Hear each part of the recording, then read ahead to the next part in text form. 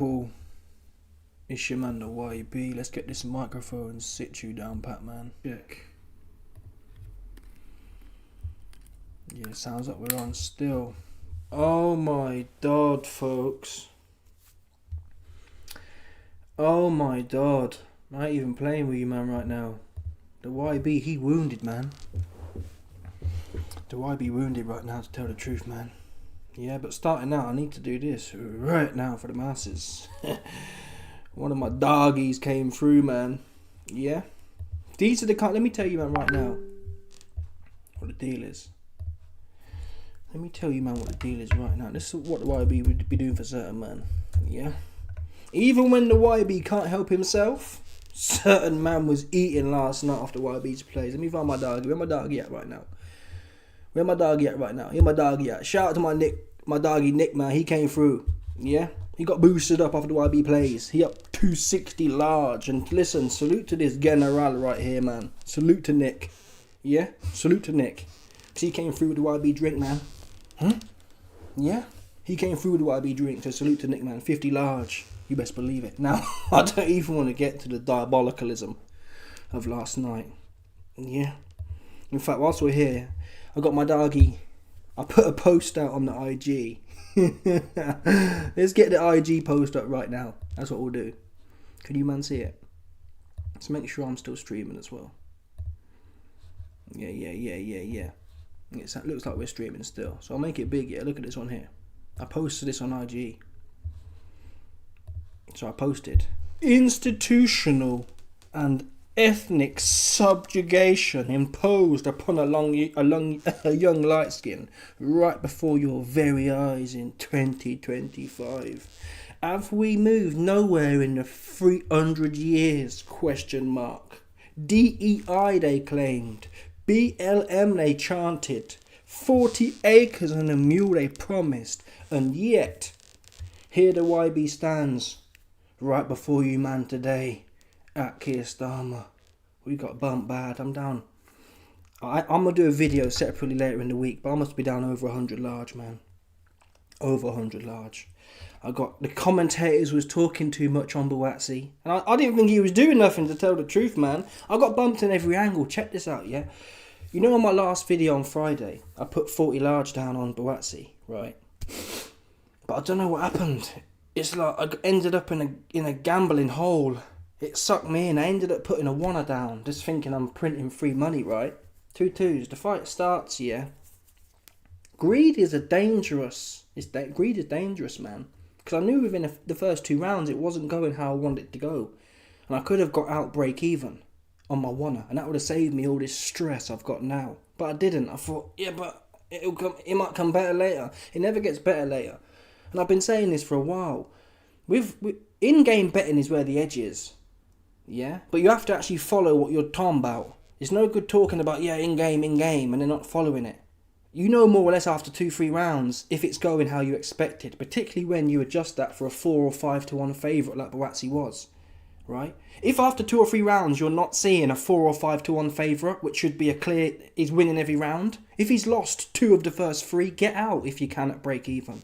But instead, the fiendish degenerate within the YB, he's thinking about the 25 he could make rather than the 100 he's going to lose, for sure. What's that about? Lose 100 or gain 25. How does that make no sense?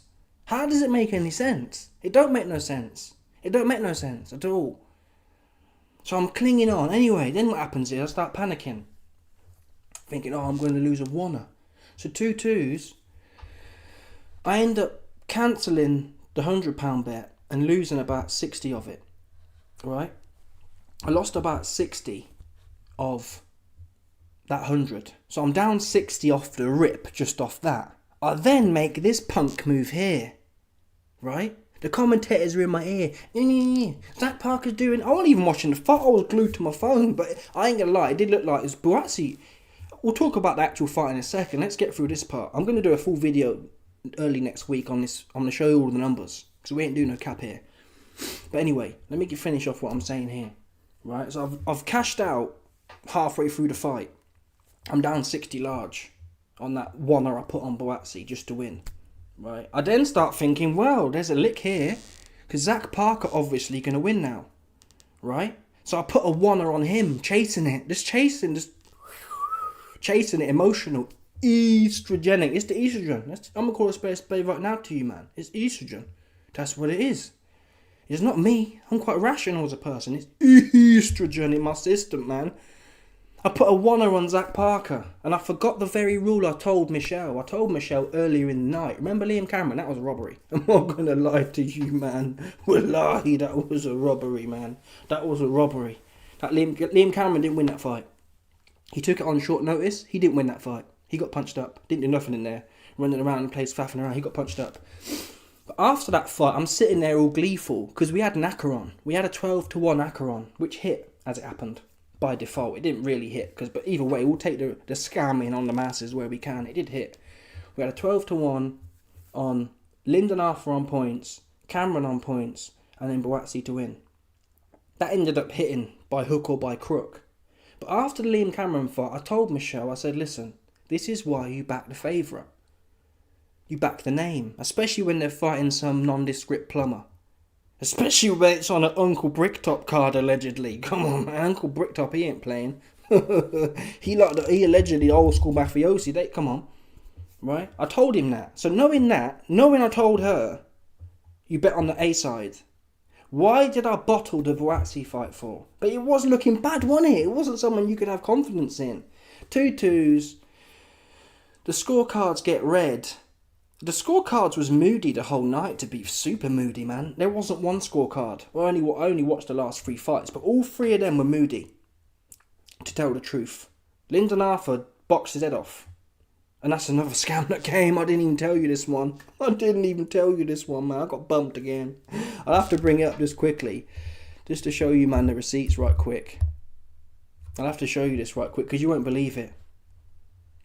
I don't want to bring that up. Wait there a minute. Let me take it off the screen. Because some of you, man, be hacking, I swear down. Some of you, man, be on that. You be on the hacking tip, man. For real, you be on the hacking tip. That's what you be on. Alright. Let's see if we can get this up.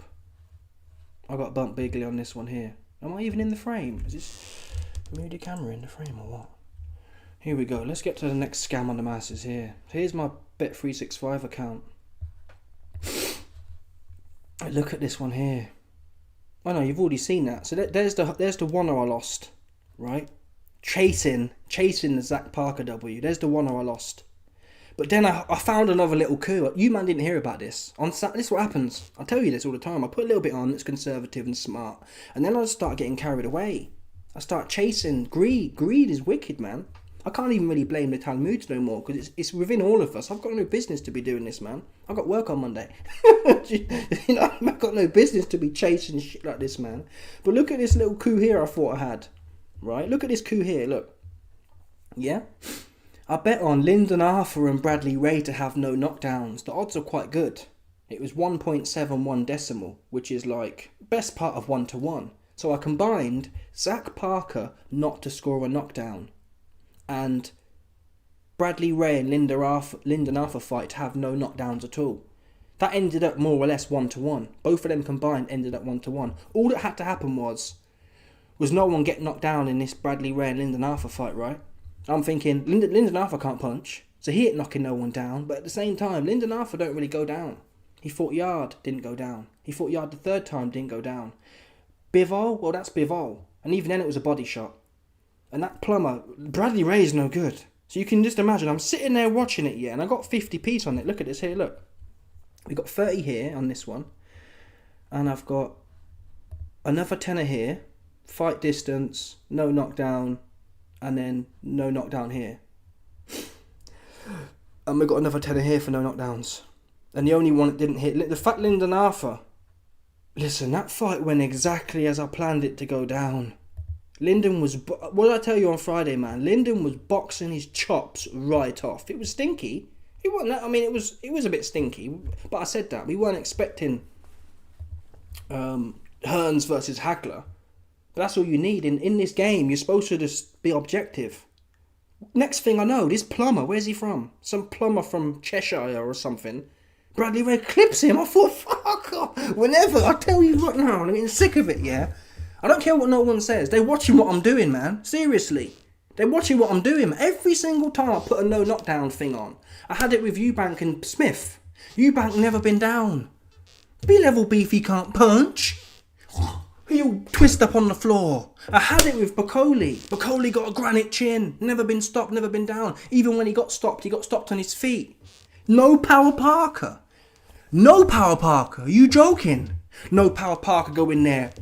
Bowls for the ashes. Knock his big black ass out. What is that about? Lyndon Arthur again. 2 long fights with Yard. Not even no trouble like that.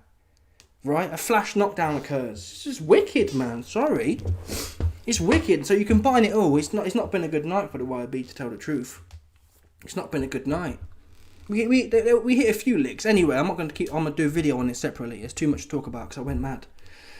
I went mad pushing bare buttons, man. It could have been worse, for damn sure. I did hit a few licks, to be fair. That 12-1 came in. That did come in, but the rest of it was wickedness. The rest of it was wickedness, man. And there was a few bumps as well. Like, look at this here, look. I had a 5er on Lyndon Arthur by unanimous decision at 4-1. That should have hit. It was unanimous. All that Bradley Ray did was the first 2 or 3 rounds and the knockdown. It was never a split decision. Honestly. Bradley Ray shit himself as well. The last few rounds, he's standing there southpaw like a big stiff idiot. Right? Lyndon was playing. I don't know how Lyndon got knocked down. Listen, I'll put my hands in the air.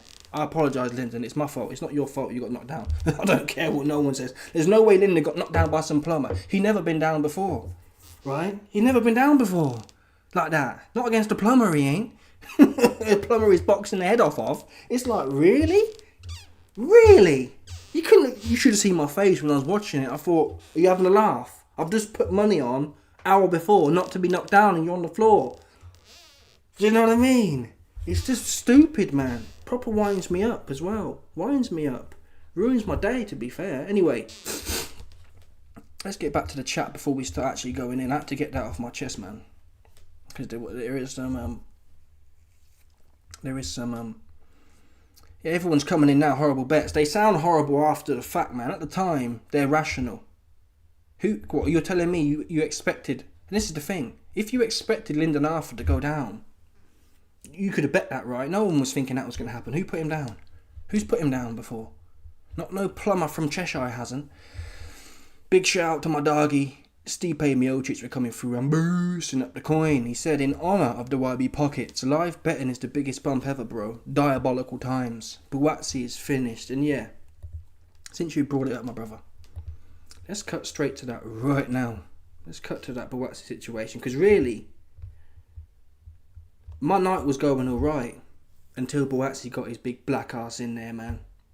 He should be at 160. He's not a 175er, I don't think. He should be at 154 or something, mate. He probably Terence Crawford size. He ain't, come on, he ain't a 175 pounder off the rip, man. Yeah. Let's start cooking with Buatsi, man. Oh my god. Wait there a minute. I need some of this strawberry flavoured lip grease right quick, man. This ain't my fault, honestly. You buy them in a pack. They come with 2 normal flavours, yeah? As in plain. That's what I normally like, the plain. I normally give this one to Michelle, but I've run out. I don't normally have the strawberry scented one. I swear I don't. I swear honestly, I ain't even playing. I don't even like the strawberry one. It's a bit zesty, isn't it? It's a bit fruity, but... Look at this one here, look. Yeah, this ain't... Don't be telling no one, oh, he's zesty with it, he fruity with it, he got fruity flavoured lipstick on it. I ain't even like that. I swear down, it's just how it's gone. It's one of them ones. It's better to have strawberry lips than no dry lips, man. That's the truth. And that's what we're doing right here. Is that no zesty thing? I swear down. Right now it's not. Yeah? I can't get bumped at the weekend at the bookies and then have dry lips. So it's one of them for you, man. Anyway. Let's move on now to this corny cotton picker. Yeah? Let's move on to this corny cotton picker because it wound me up. My night was going alright until he got his small black ass in there, man, and played with me. Joshua Buatsi, like my doggy, Stipe Miocic said, unfortunately for him, he is finished. Sorry. And listen, I'm not going to make out, oh, YB, you're a hat man. You're saying you knew it all. I didn't know it all, obviously not. But I did say, my only critique of Buatsi going into this fight was, my only reservation was, and it probably should have been a bigger reservation, I almost knew before the fight. Because I was doing alright at the bookies. I was doing alright. I almost thought, you know what, it's not really worth it. You don't really need this, but the greed got the better of me, man. Chasing that £25 to lose 100, it got the better of me. I never like doing it. I like normally going with good odds, like 1-1 or higher. I never like going with these guaranteed certs because they always end up going left for me. But anyway, Buatsi gets in there, and like we said on Friday, Buatsi, he ain't the same. Now people are backtracking now and saying, "Oh, he was never no good." Buatsi, yeah, he was never no good, and he's never been no good. He's always been quite conservative. I'd have liked him, although he whooped Willie Hutchinson's ass. Willie Hutchinson made me laugh, actually. Did you hear him? Did you hear him when the Buatsi and what's his name fight was on? The Buatsi and Parker fight was on. I can't lie, his Yippo bars did make me laugh. He said, I'm going home. Or, he said it better than that. Let me see if I can find it. It's worth playing, actually. Let's have a look here. Where would it be? It'll be probably on X. Yeah, there's a few funny things actually I want to show you, man. In fact, since we're on that note, has anyone been able to find... I put a quick tweet out. Has anyone been able to find the corner work of Bradley Ray when he was fighting Lyndon Arthur? Because he's getting boxed up, yeah? He's doing nothing. And his corner says, "Listen to me, Bradley. You'll be back working at Weatherspoons on Monday." It's the best one I've heard, to tell the truth. It's the best corner work I've heard in a while. It wasn't no... I think some trainers, they hear like the classics of Emmanuel Stewart giving it to someone and they try and copy it. But this was legit old. This was like legit. No, he weren't trying to be a copycat. He wasn't trying to be a artificial motivational speaker. He said, "Listen, Bradley, you'll be back at Weatherspoons on Monday morning." I swear to God, that's what he said. But I haven't been able to find it. If anyone can find it, yeah. If anyone can find it, what can you do? Yeah, at me on Twitter, at the Don YB. This is my tag, yeah. At me at it, and it'll pop up on the notifications. If anyone can find it, I'm dying to see that. But what was the other thing I was going to show you? Oh yeah, Willie Hutchinson. DAZN. Let's have a look if it comes up. It was hilarious. No, that's not it. October 30th? No, that's not it. It can't be that. It was Willie on his own. With Dev. Oh, man. I can't believe no plumbers put it up. They normally clip all the funny bits. Oh, this is annoying, man. How are people not clipping this alien head? Look, what are them crisps called? Space Raider. This is Josh Warrington cousin, man. This cat's Josh Warrington cousin. Look at this Josh Warrington cousin looking ass. That's bare annoying. So yeah, that's the sad thing about things. With smaller fights, you don't get all the golden clips from the fight night. It's annoying, really. It was a banger. It was funny. Maybe Dev's put it up. Would Dev put it up? It was definitely Dev doing it, though. And if Dev hadn't put it up, Dev, you need to start clipping these things, bro. Yeah, you need to start clipping these funny parts and banging them on your thing. Because there's a few funny things. Oh no, he's got that guy on there. Wait there a minute. Don't tell me you didn't put Willie up there, man. Oh my God, he ain't put Willie up there. What's that about? Come on, Dev. What are you doing, bro? No one wanted to see this plumber here, man. All due respect. Fair play to him. And it wasn't Dev, it was DAZN. Maybe they put it on DAZN. I don't want to get smoked with these copyright things, but let's have a quick scroll real quick. See if we can find it, because it was hilarious. Come on, Willie. Pause. Is that Willie there? Come on, little Willie. Come on, baby Willie. Where's baby Willie at, man? Come on, baby Willie, man. Where baby Willie at, man? I'm fixing to find baby Willie right now. That's what I'm fixing to do. It's got all these plumber fights on there, man. Okay, but watch that. I haven't even listened to Buatsi's thing. No, they ain't got it. That's crazy, man. That's real crazy, to be fair. It was like this one here. It was like this. It was just like this. Was it before that? I doubt it.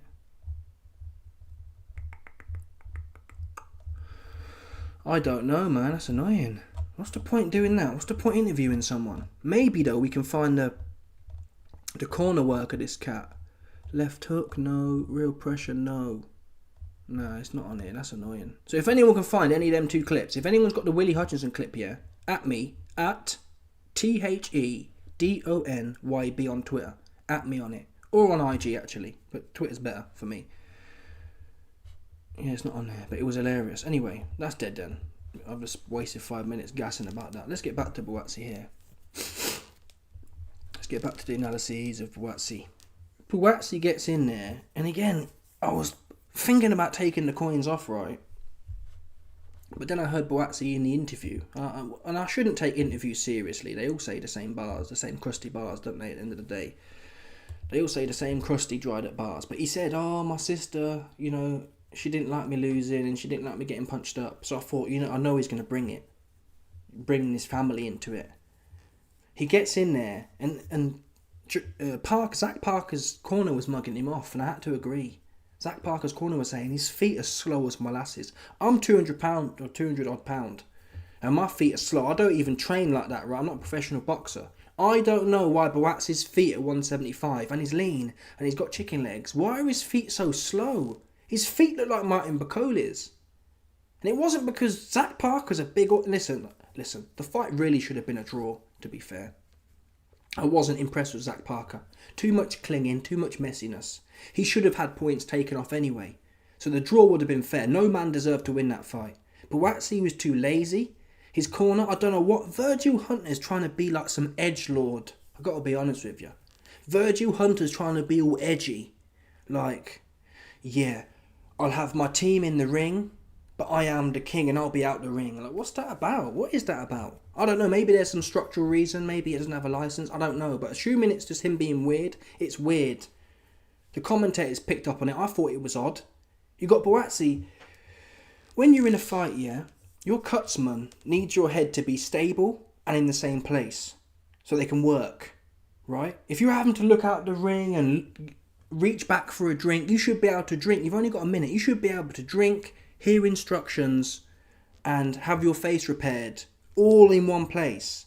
But Buatsi's like this, leaning over, which means that the cut guy can't get to him, the drink guy can't get to him. It's just messy. If I'm in a fight, I don't want to have to think about where I'm looking to hear my coach. I don't know what he's calling the ass on. He's trying to be an edgelord. Yeah, well, everyone else does it in the ring.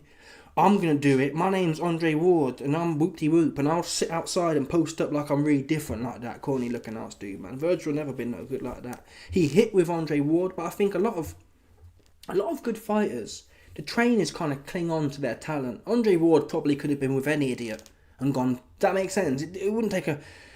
Boxing is what it is. A lot of it comes from the fighter, right? It's your IQ.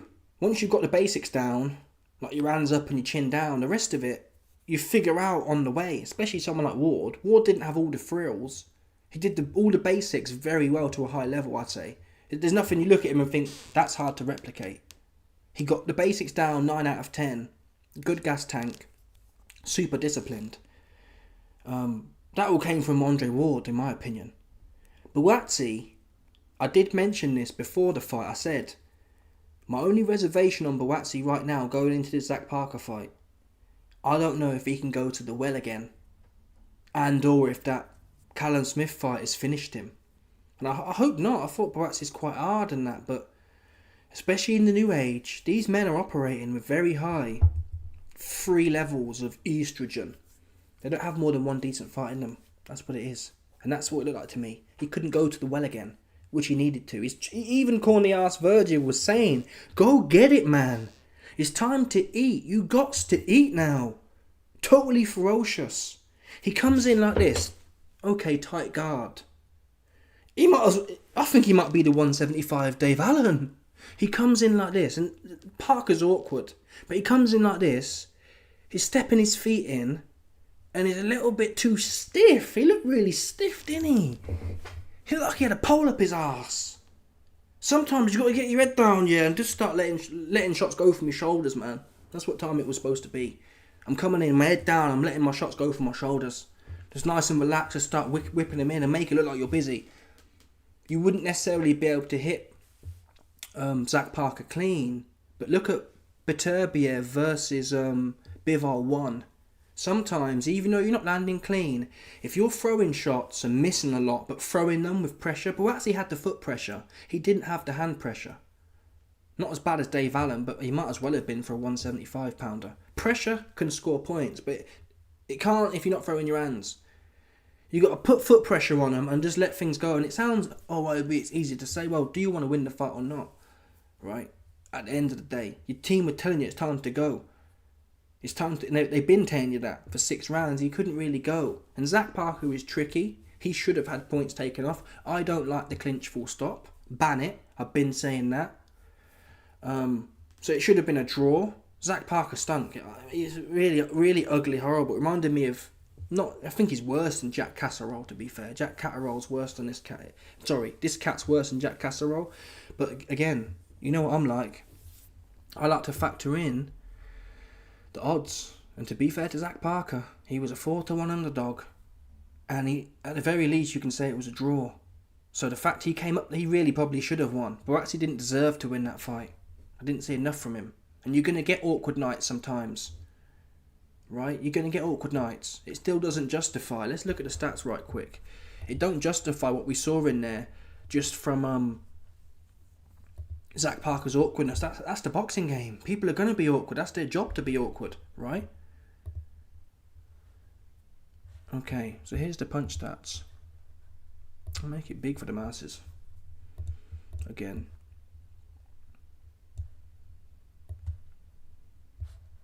That's what I'll do. Okay. Let's check my stream still on as well. Still. Right, the stream still. Alright, here's the punch stats. So we've got... Yeah, look. Parker is an awkward... Fafferish. I didn't like it at all, but look at the punch stats. Buatsi 368. Right? Buatsi only threw 40 punches more than a tricky Parker who's looking to pot shot and be messy.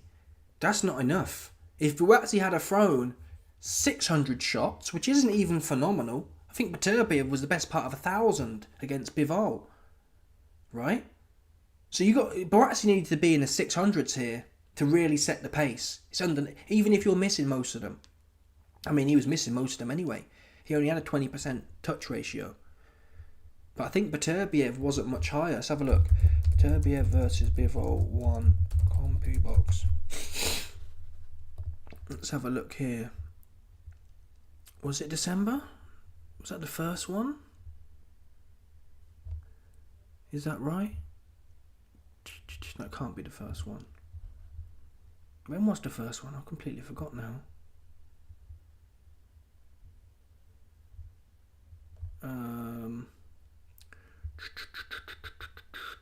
Why is it so hard to find the compu box, man, from the first fight? Completely forgot what year it was as well. That can't be it. Maybe he didn't throw 1,000. Why did I think he threw 1,000 for? I don't know why I thought he threw 1,000. It couldn't have been December last. I've lost touch with when things were. Let's go on their let's go on their box rec right quick. That'll tell us when it was. Yeah. What are they saying it's December for? That must have been the first one then. That must be correct then, my bad. Why did I think it was 1,000 for? Got the Mandela effect hitting the man, for real. Either way though, that'll do, right? That's still double what this clown threw. So you got Bivol running around the ring and Beterbiev threw 700 punches and landed 20%. Right? Where's the other clown gone? Where's that clown at? Here's that clown. Here's the clown. Here's the other clown. Buatsi. Buatsi basically threw half of the punches. And yeah, I think Parker's even more awkward. But the point is, your hands have got to be going, man. You've got to be showing the judges that you're really chasing it.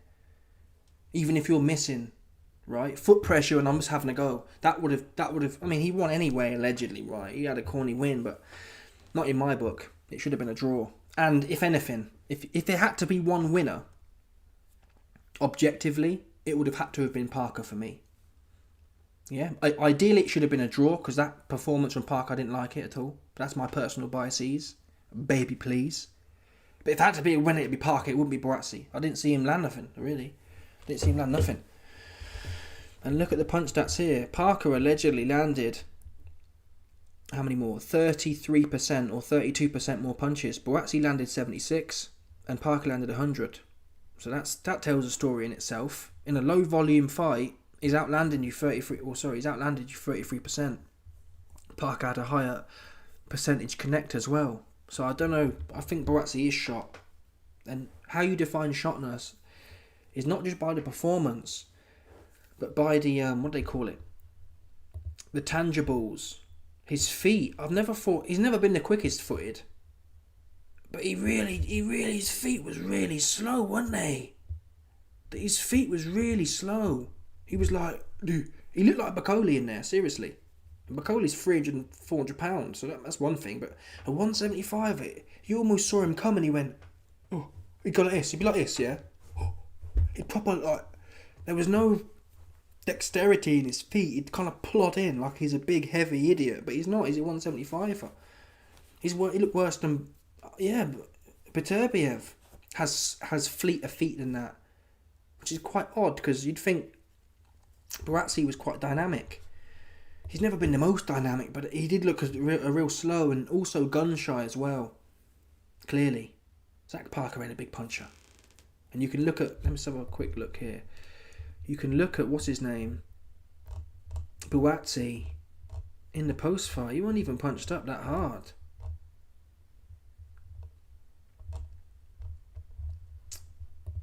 Oh, come on, man. Don't play the video. I can see Buatsi here. And he's not even punched up. So it's like, why ain't you really going for it, bro? I don't think he's a big dude either. I think he always looks quite narrow.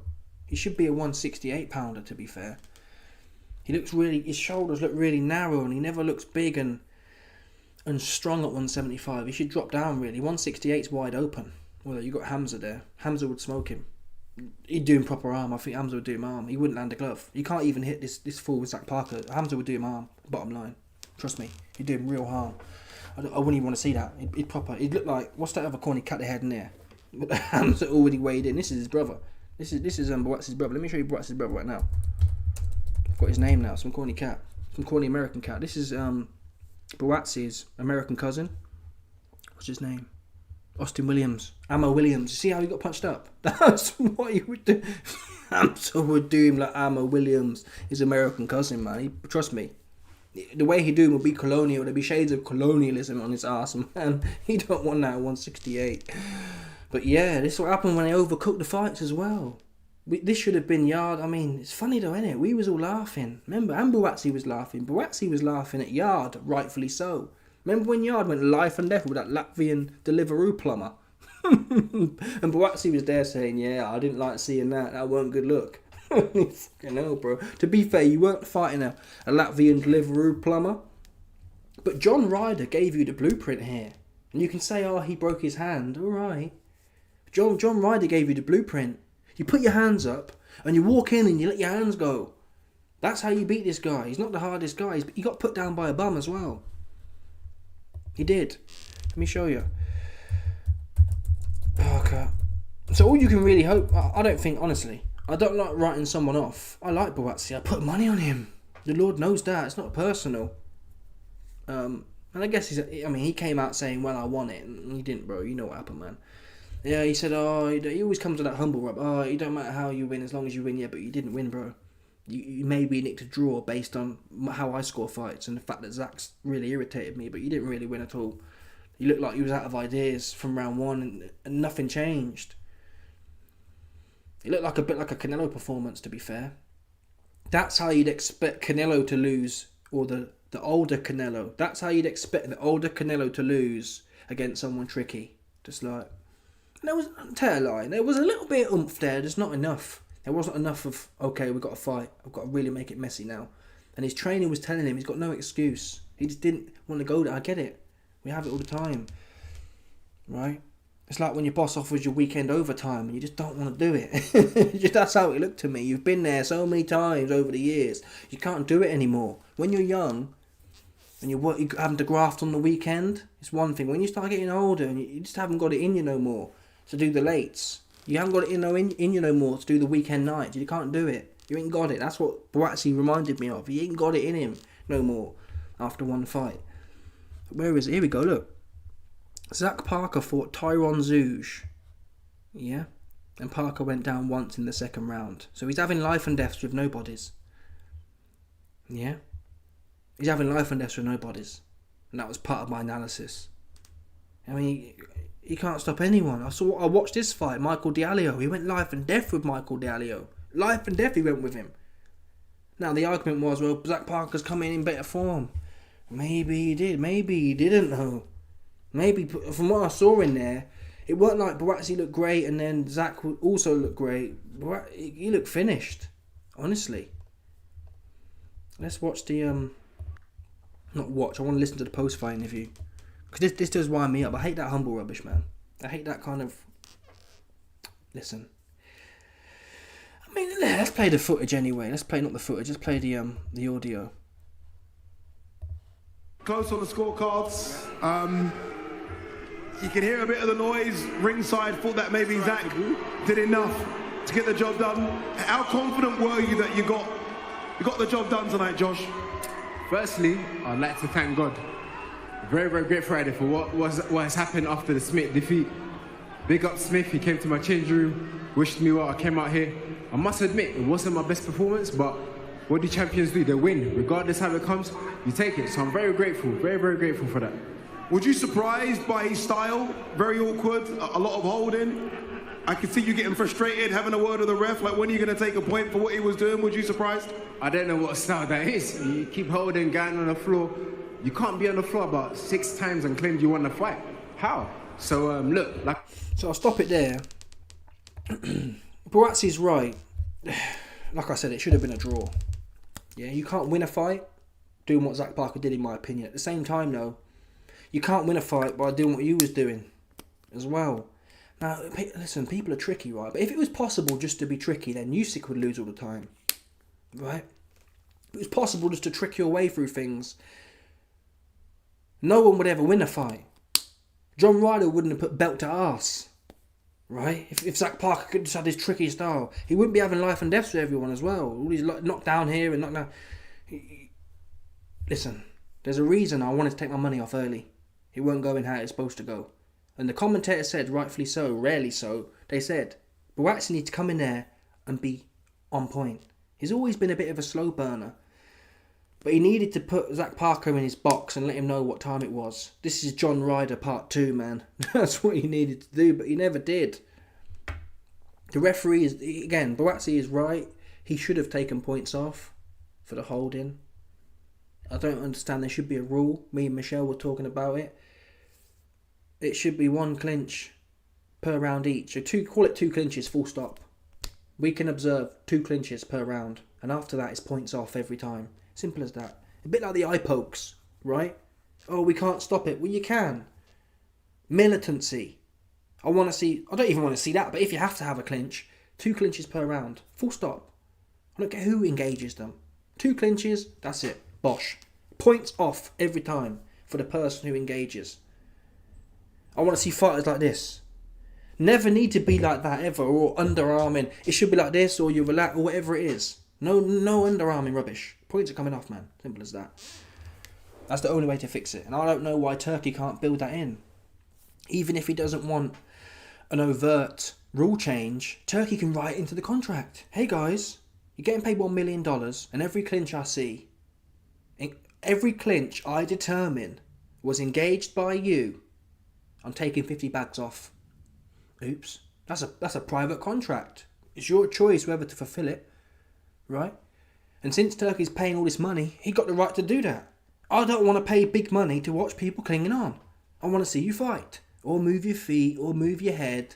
Whatever you want, but clinch. And it's at my personal discretion. Right? That would get rid of it. Without the need for... I don't know why people are so hard for a clinch for. Some boxing heads are though. Oh no, we can't change the game. Why? It's rubbish.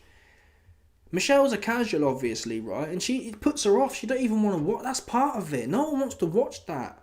Fraser Clark falling in and clinging on. No one wants to watch it. If you're tired, just stand there. I'd rather watch two men stand there toe to toe like this and just rest for a minute. That looks quite cool, right? So you're knackered and you're in there just tuggling in. Just, you know what I mean? Just rocking like on the inside. Just nestling in and finding little shots.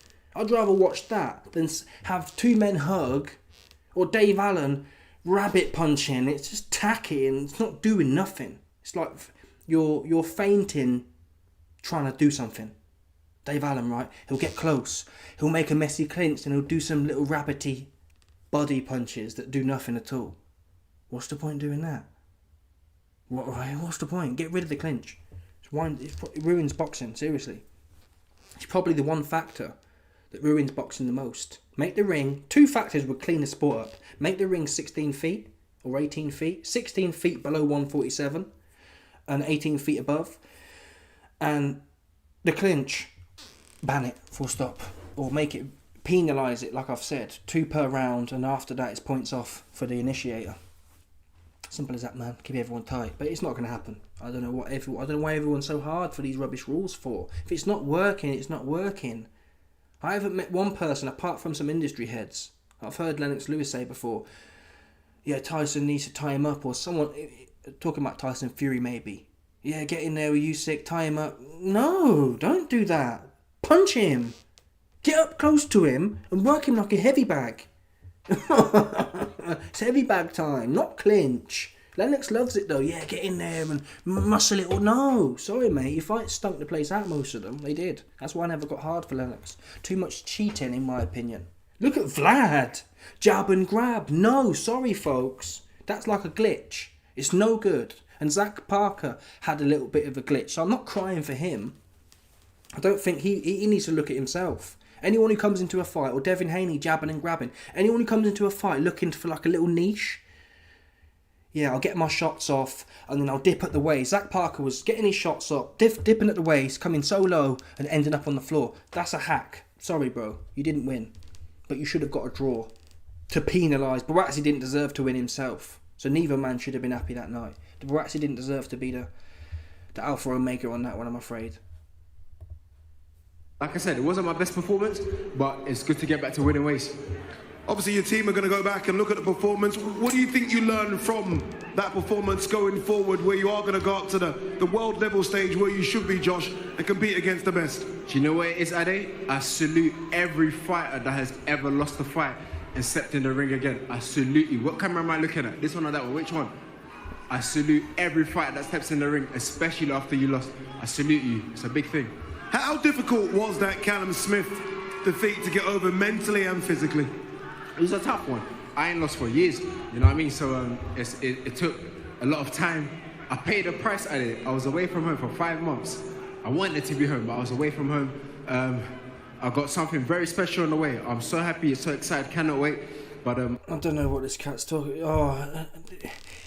Buatsi, I'm not sure if he still is, but he was managed by, what's that cat?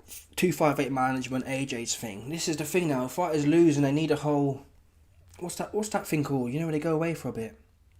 I need a residential treatment program. I need essentially rehabilitation. AJ was in the dark paying $2,000 a night for some dark room. It's like, bro, you see them two things that hang between your legs?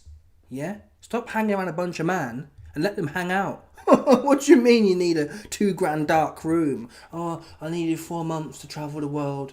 I wanted to go home, but you know, it's a loss, bro. It ain't that deep. And either way, you did all that soul searching shit, yeah, and you got punched up. What's the point doing that? Who here think James Toney went on a soul searching retreat to East Asia?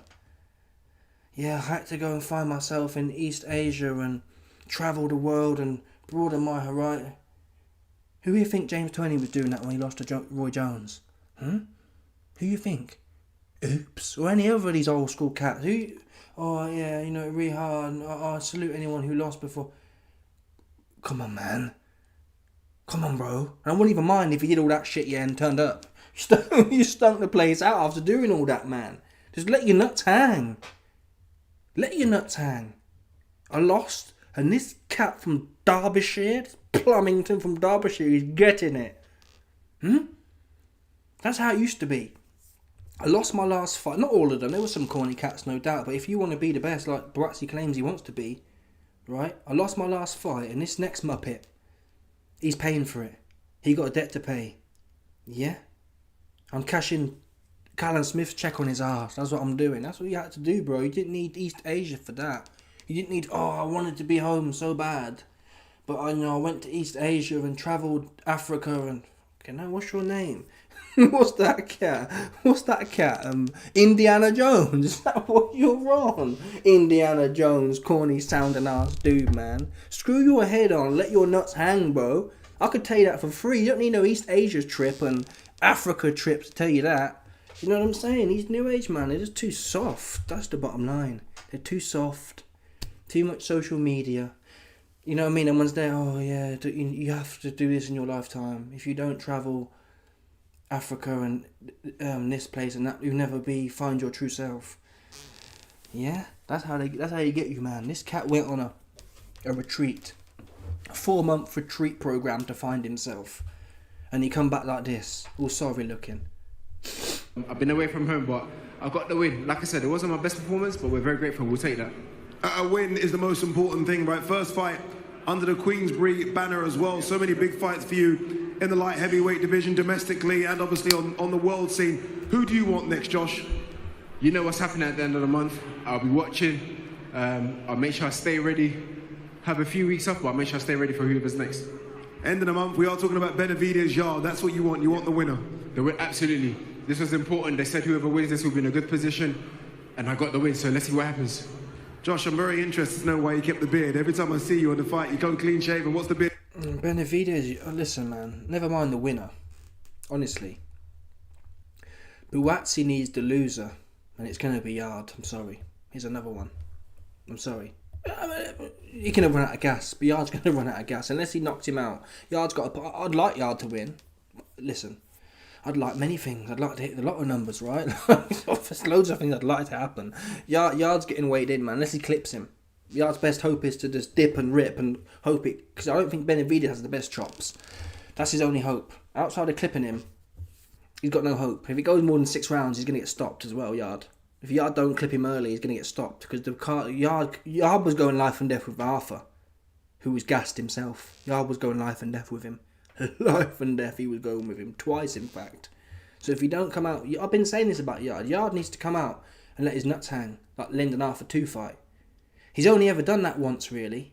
In every other fight, Yard comes out thinking he's the second coming of Muhammad, Floyd Mayweather, coming to, give it the feints, give it the little jab, and... He does all this work to land a jab, and then he's out and he's slipping. When he fought Lyndon the second time, he put his hands on his head, and just came forward, beat your Normandy. That's what Yard's good at. But Tunde, they're trying to do too much with it, man. Trying to overcomplicate things. I've been saying for years, Yard should be like the 175 Canelo. I'm plodding onto you, and you're gonna hold something. All this waist movement and that. It's good if you can maintain it. He can't. End of the day, his gas is gonna run out and. Benavidez put belt to arse, honestly. That's what will happen. But anyway, I was saying, never mind the winner. Never mind the winner. The losers, what's wrong with you two, man? You need the losers. Buatsi versus Yard is the fight you make next. That is the bottom line. Sorry, Buatsi don't deserve to... Callum Smith should get Benavidez, if anyone's getting him. Because he broke your ass. It's the loser tour. Sorry, we've been wanting that. Buatsi and Yard... I hope I'm wrong, but they're like the British world level gatekeepers, right? That's what they are, the British world level gatekeepers.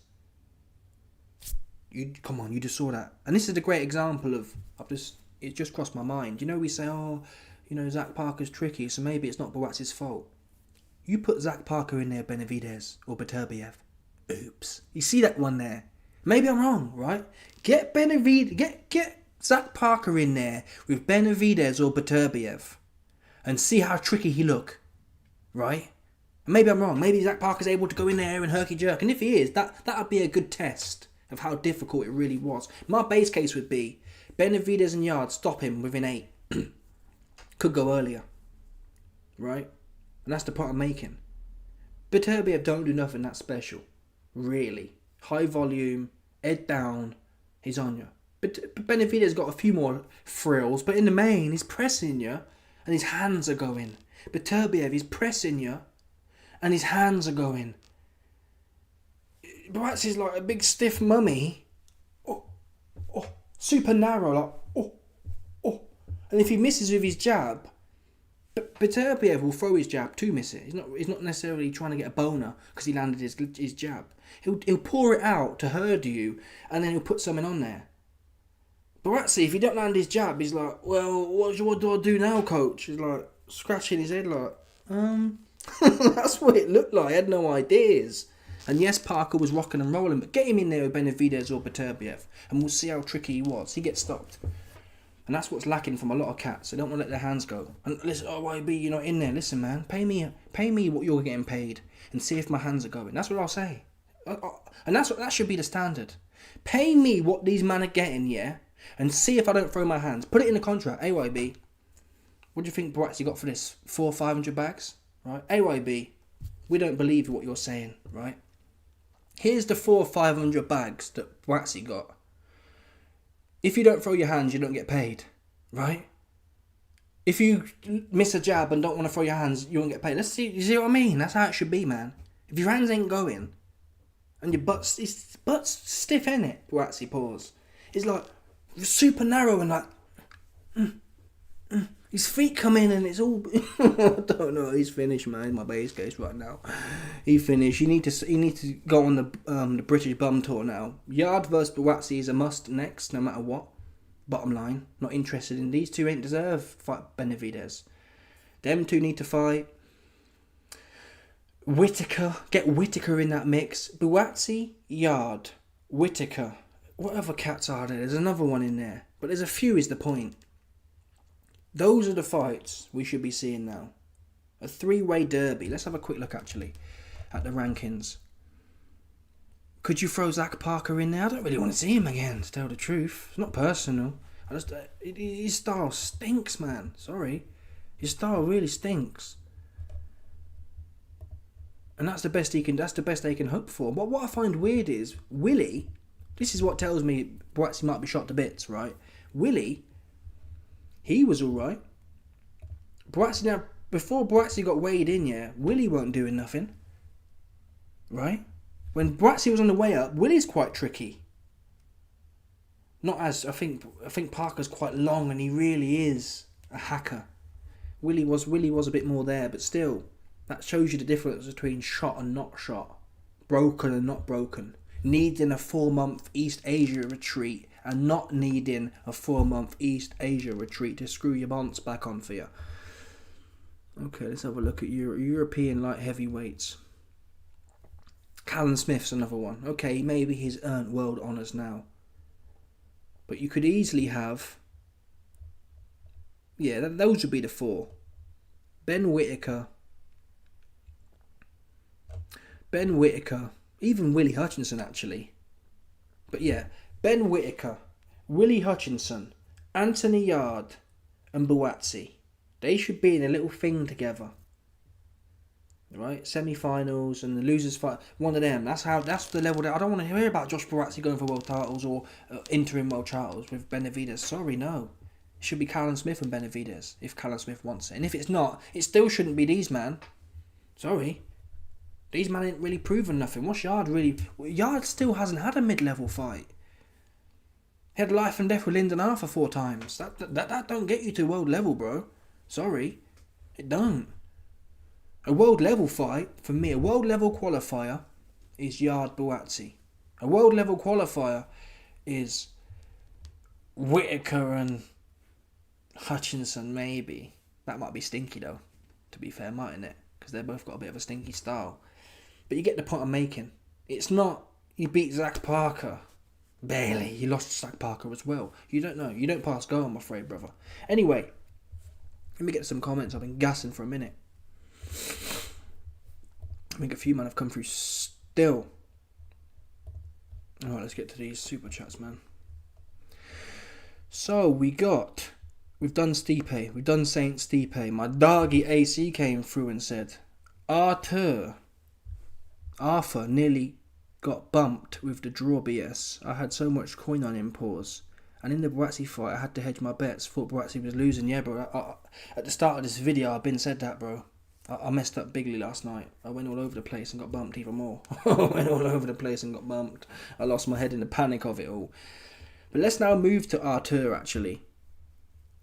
I think I already touched on it, but Lyndon Arthur, I did say before the fight, that is his... He ain't an idiot, Lyndon ain't. He's very calm, and he does what he does very well. If he can jab your clot right off, he will jab your clot right off. And that's what he was doing. Super calm, super chilled. Listen, he's not going to be a knockout artist, but the basic fundamentals he does very well. And if you're... That Bradley Ray was a stiff idiot. He's like this. Put him up. Put him up. Put him up. He's like, you can't wait to get popped in his chops. You couldn't miss with him. But the biggest thing about that fight, obviously, I mentioned earlier, was the knockdown, which was wicked. Really annoying. But the judges' scorecards were woeful. I don't know how you give Bradley Ray a round after about 5, sorry. And even then, the first 5 was probably 3-2 Ray. And then the next 7 was all Lyndon, man. He had nothing. Ray starts turning southpaw, which did actually... I like Lyndon Arthur's corner as well. Lyndon Arthur's corner were quite based. They said to Lyndon, listen, Lyndon, man, I'm telling you right now, yeah? You lost that round. It must have been in round 11, I think, or round 10, when Bradley Ray turned southpaw. And Lyndon said he didn't hit me with nothing. And his corner said, you didn't hit him. And it was a 50-50 round, that it was a bit of a waste. But Lyndon did seem a bit, not spooked. He seemed a bit miffed with what to do with a southpaw. But Bradley Ray basically bought himself time by just turning southpaw. But he didn't score nothing himself. So he was out of ideas. Bradley Ray didn't know what he was doing. And I said that. Class, it counts for something when you haven't been there before. And Bradley Ray hadn't been there before. It's just a shame. I'm glad that Lyndon didn't get robbed, but I had bare coin on, not bare, but I had a few bits of bread on. Unanimous decision for what's his name, Lyndon Arthur, man, and that obviously got bumped. It should have been a UD. I guess it's only the knockdown. That's the difficulty. When you score a knockdown, it does bias the judges for forevermore almost, unless your name's Sergey Bochuk versus Virgil Ortiz in a close fight. But yeah, the judges. I'm gonna do a video on this next week, but the judges all night they was booky, man. They was super duper duper booky, man. And now we'll move to Cameron, because this one right here. In fact, no, before I get to Cameron, I'll do another super chat right quick, actually. My doggy Lawrence came through as well. The king of coin, I believe, in the building, folks. Yeah? 25 large. What are they? What's the currency in India called? Let's have a look. What is the currency in India? I don't think it's India, but still, let's work out what it is. Indian rupees, man. That'll do. Rupees, bro. 25 large. It's more than that. It's 50. How many large? 60 large rupees, bro. Respect General, the king of coin. Oh, that buy it. He said, go on, YB. Remember the cruiserweight Okoli. Yeah, there you go. The king of hugging. Lawrence Okoli. That's what I'm saying. Like, who want to watch him again, ever? No one want to watch him again, ever. So we need to ban that clinch, that stinky clinch, man. I don't understand why is no one else saying it? Dana White's come out, innit? Oh, I might change some rules, whoop-de-whoop. Hopefully you do, bro. And you get rid of that one. I don't understand why people are so averse to change. Even if it's beneficial. Same as the eye poke situation. Just ban it. And take points off as standard. Accident or not. We're taking points off.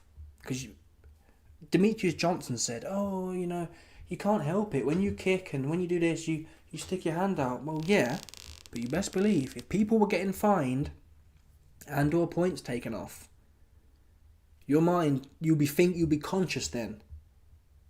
Let me pull with my hands really flat or whatever. Humans will make it do what it do, and if they can't, they'll lose money and they'll lose points, and it's up to them then. It's a choice, right? It's not inherently something you can't not do. Do you know what I mean? You can not do it. Like headbutts are the same thing. It probably is easier to headbutt someone, but if you was getting penalised for it, you wouldn't do it. Because there's no penalisation, no penalties, sorry, you can just stick my hand out, goes in his eye. In fact, it actually benefits people to clinch, to stick their fingers out. Why? Because either you'll get a no contest and you haven't lost nothing, and the other guy gets accused of quitting, or you poke him in his eye and he has to fight with one eye. You're actually encouraged to, and you're more likely statistically to win the fight with a dude with a bug eye. I don't get it. Even Dana in the UFC says, well, there's nothing we can do. What? You big slaphead. You big melonhead. What are you talking about? He also said, the King of Coin Lawrence said, Buatsi has left too. How many fighters has Ben got? Buatsi has left too. Buatsi's left too, bro. Buatsi has left too. How many fighters has Ben got left? Has Ben? What, Ben? No, but Buatsi's with fucking, what's his name? Virgil Hunter. Ben who? You must be talking about Ben, I forgot his name now. What are we talking about here? Ben Davison. No, he's with Virgil, bro. Because that plumber was in the corner. Let's read some more comments before I talk about Liam Cameron right quick. I'll scroll up a bit actually. Stipe said, Buatsi vs Yard, battle of the British bums. That's what we need next, no matter what, for sure. Yeah, then one of them can fight Benavidez. Well, Yard's already fighting Benavidez, ain't he? So it kind of jumped the queue. It's all a bit messy, to be fair. It's a bit of a myth. Callum Smith should have been up next for that. Because he deserved it, right? He beat undefeated Buatsi.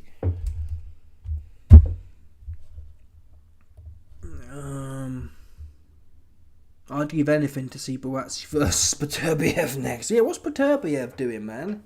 He was supposed to be fighting some proper plumber weapon. But the fight fell through. Yeah, I mean, I'd take that. I mean, if he won it. If Buatsi won it.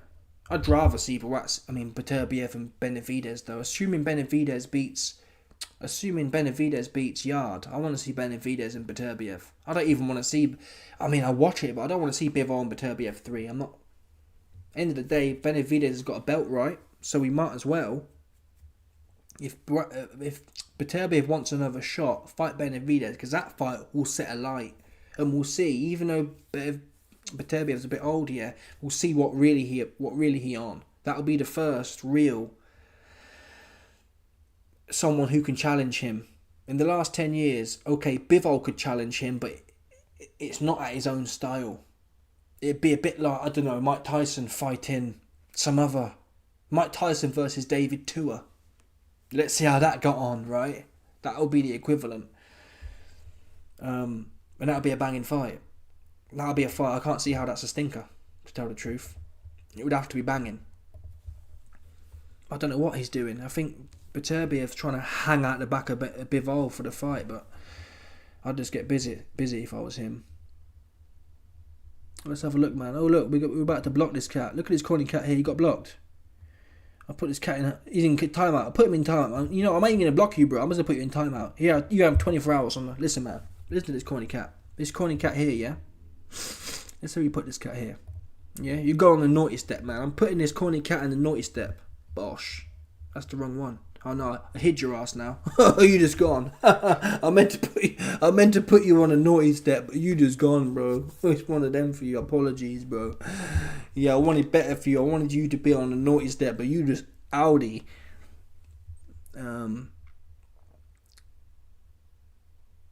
Beterbiev is coming onto you.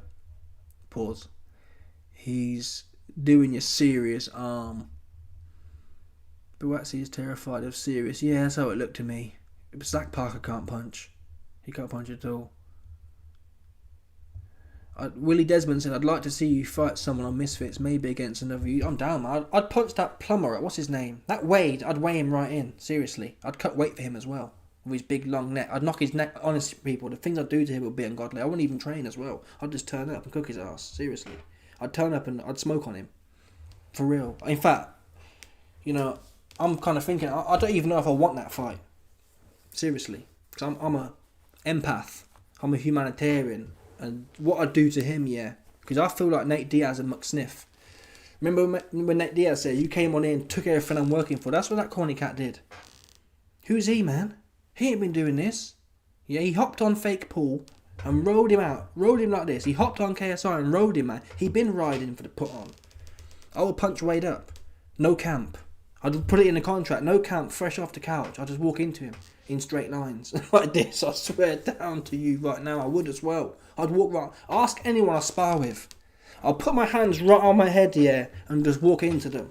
And what's he going to do? He's brand new, man. He's brand new. He wouldn't know what to do with himself. He'd get punched up. And he'd end up on a t-shirt. And I wouldn't, again, I don't even want to be that guy, to be fair. Who am I to put some Donny on his t-shirt? He's probably got, his mum and his dad are probably nice peoples, right? I wouldn't want that for him. Because it would go left bigly for his corny ass. For real it would.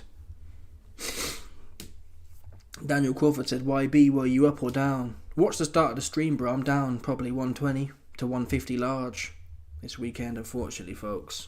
It's one of them wicked ones. Victor Jr. said, yeah, a stiff idiot. So true, man. Pull him up, pull him up, pull him up. I love that bar. You know them fighters from the 1910s like this? Put him up, put him up, put him up. That's Johnny Fisher. Johnny Fisher's that guy though. He actually does fight like he's from the 1910s, man.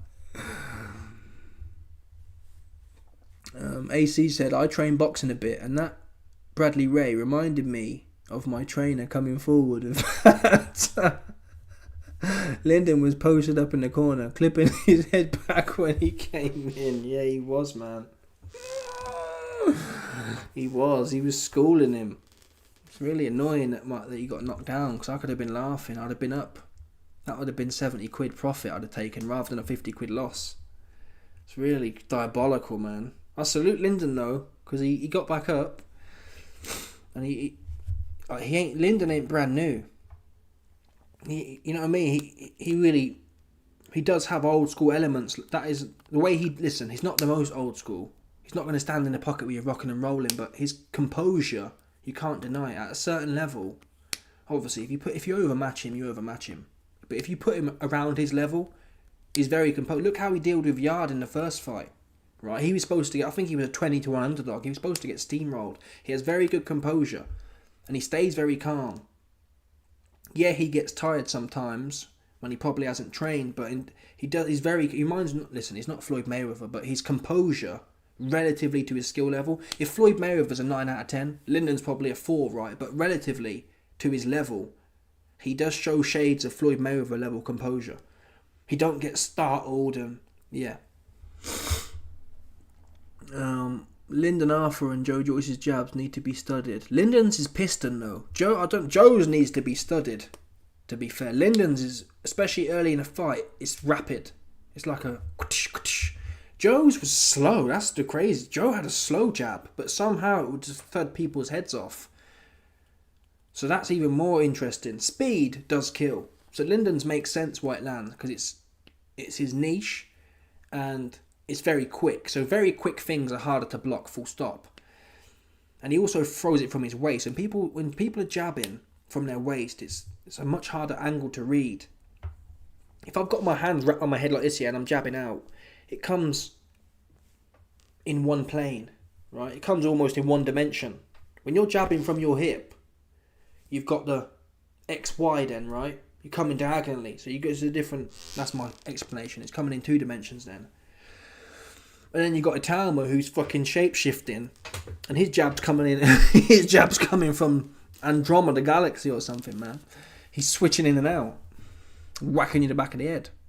Lyndon has a decent jab. Yeah, he should really spam the jab. But I think the problem is with Lyndon's jab, in the little boxing I've done, your arm does get tired. Believe it or not, it really does. And that snappiness he might have early on, I think it wears out naturally. When you're a one-handed fighter, that one hand, especially a jab, when you can over-spam it, it really does get tired and stiff. So ideally, he needs to... that's why you really need to be throwing more than just a jab. You need to get your backhand going as well. Just if nothing else, just to give your lead hand a bit of a rest. Ben Whittaker versus Lyndon next. He's been called in washed. Let's see if he can. Yeah, that'll do. Might be a bit of a stinker though with Lyndon and Whittaker. But Whittaker and Buatsi, let's see that one. I mean, he just smoked Liam Cameron, so I don't know why he's fighting a stiff idiot for. And in fact, we were supposed to talk about that, weren't we? Yeah. Let's get back to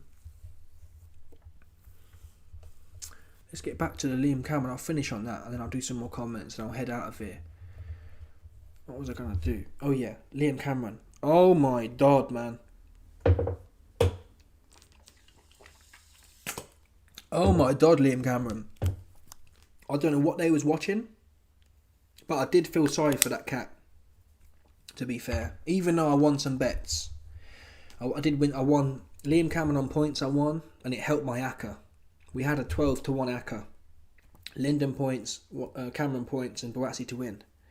But that Liam Cameron fight, it was bad. I struggled to give, in a 10-round fight, I struggled to give Liam Cameron 2 or 3 rounds, and they were really sympathy rounds. The other guy had the sharper punches. Liam, I didn't know this before the fight. If I had, I probably would have done it. But Liam Cameron, let's have a look. I forgot his name now. Tyrell, was it? Troy. Short notice, Troy. But I felt sorry for Troy Jones. This seemed to be an A-side issue. The whole night was more or less like that. Buatsi won because he was the A-side. Liam Cameron won, really, because he was the A-side. I can't see how Liam Cameron won that fight, I'm sorry. And it was a robbery, to tell the truth. But Cameron did take it short notice. I'm trying to find if there's an AI thing on it. I'm not sure how short. So I think if Liam Cameron had been fit, and had a full camp, I expected Liam Cameron to lose some of the early rounds and then his class show. Because the cat he was fighting, Troy Jones, he was goosed himself. So if Liam Cameron had been fit, he would have won on points, I believe. But it's not the point. End of the day, Liam Cameron took the fight on short notice, right? And he didn't do enough to win. So we're not going to do the whole factoring things in. It's not the point. The other dude did actually win the fight. There's no way. I couldn't believe the cards, honestly. And even Cameron had his hands up, right? And then when he heard the score, 97-93, he put his hand down. Because he knew there's no way he's won it wide. And it's true, no way he won it wide. I don't know what they were watching. He was getting... Liam Cameron's normally the stand in the centre and press you. He was running around the ring. I get why he was. He was knackered because he hasn't had a full camp. But he was skipping round, being evasive and getting hit. Only one guy looked dangerous in there. And it was never Cameron, unfortunately. And I heard him before the fight. It turned me off a bit. I heard one of Boxing King Media's interviews.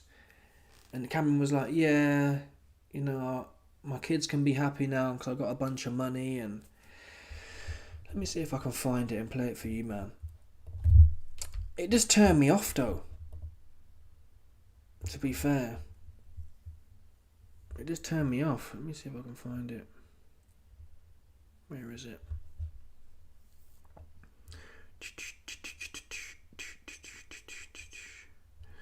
Where would it be? Would it be this one? I'm a Muslim, and you know what I do? That's me ring the doorbell going off. I've got security all over. I am. Some mornings, honestly, and this is a nice feeling I'd want anyone to have. I wake up in the morning laughing my bollocks off, thinking, how have I done this? When I first come back to boxing, I was still a bit mental, like a bit daft, but I'm like growing out of it and like changing into this different person what wants a better life and not messing about with idiots. So my missus had one moment I've watched Pretty Woman when Richard Gere takes that woman out and spends all day on her. I've always wanted to do that in my life. I thought, I'm gonna do it, you know. Just pick these Burberry trainers up at like 600 quid. I'm thinking, without hesitation, I thought, get them, get that, get what you want. And she's online ordering on this Pretty Little Things website. I thought, wow, it's amazing. My kids are smiling in the house, walking on tiled flooring, immaculate tiles. And I can see delight in the face. And that's better than anything. I don't know how... So, listen, I get it. Listen, we've all been there, right? And everyone's journey is different, but oh, I'm so happy I've made it, and I don't think you need to be happy you made it, man. You need to be happy you're grafting. Do you know what I'm saying? Maybe I don't know though. Maybe I'd be super conceited as well if I got some bunch of money. But in my opinion, the happiness is the pursuit, or is in the pursuit of happiness. Do you know what I'm saying? Oh, I bought these £600 Burberry trainers. That's how you look. That's how you're fighting, bro. It looked to us like you was so happy you'd got £600 Burberry trainers when Whitaker punched you up. That's how it's looking to me. Do you know what I'm saying? You got the Martin Bacoli effect. You got some moody Burberry trainers from Skegness Market, from Bovingdon Market, and you think you've made it. Do you know what I'm saying? What about the opportunities? A bit like Dave Allen. Do you know what I mean? These men are focused on, I get it, money's great, right? But focus on a bit before that. What got you the money? What gets you them opportunities? Oh, my name's Dave Allen and I want Zang next, even though I stunk the place out. Yeah? Be in love with your craft and hone in that, i.e., I'm doing better next time. Don't come in there late notice. Is that an excuse? Is it a built-in excuse? Even though he won, right? But still, I was late notice. Why are you doing that for, man? You just got stopped by Whitaker. But we said at the time he was happy to lose, and that's what it sounds like. He ain't saying, yeah, you know what, man? That Whitaker fight, it's on my mind and I want it back. He's sitting there talking about his Burberry shoes. And listen, each to their own. I'm just giving my perspective, right? Burberry shoes, and he reminded me of Nas when he started talking about his tiled floors. I've got these granite tiled floors, and you know how Nas, I've seen some documentaries of Nas, and he'd go through, I think he was talking about his boxing gloves. I want horsehair, the softness and the texture of the horse. Yeah, it's a bit decadent. I couldn't give a fuck about your tiles on your floor, man. Get to work. Do you know what I'm saying? Oh, man. This realm is finished, man. And it's obviously, we all want nice things, right? And interviewers do their job, but get in there, man, and handle your business, or to the best of your ability. Yeah, I'm not interested in hearing about your moody Burberry trainers. And this poor cat here, because this is the problem as well. That poor Troy Jones, do you not think he wants Burberry trainers? And listen, Liam Cameron's been on the other side of bad decisions. That is to some extent what comes with clout, right? When he was on the Kinahan, he got banned, which was wrong, for loads of years. He's lost a few close decisions, so it does swing in roundabouts, but that is the sport we're in, unfortunately. The A-side does get it clearly. I mean, that Liam Cameron fight was ridiculous. He never won that. I'm sorry, he never won that. And I remember saying to Michelle, laughing, before the judge read the cards out, I said, we need a robbery right now. I need the biggest... I remember saying early in the fight, I said, listen, man, going into the 12th round, I said to Michelle, I said, we're going to need about 4 knockdowns in this round, seriously. And I wasn't even joking, we need about 4 to even it up. That's what I said to her right now. We need 4 knockdowns. So I knew it wasn't close. We need a miracle. And then I said we need a robbery. And we was all laughing and giggling, thinking I was saying it because it was so ridiculous. There's no way it could be robbed. And it did happen. It was one of the biggest ones I've seen. Lyndon Arthur being a draw. That was a big one as well. And then you got the Buatsi one. It's honestly the cards. If you tell me Uncle Bricktop ain't got his fingers all over this allegedly, I don't know what to tell you. It was all a bit spooky. The whole lot of it was.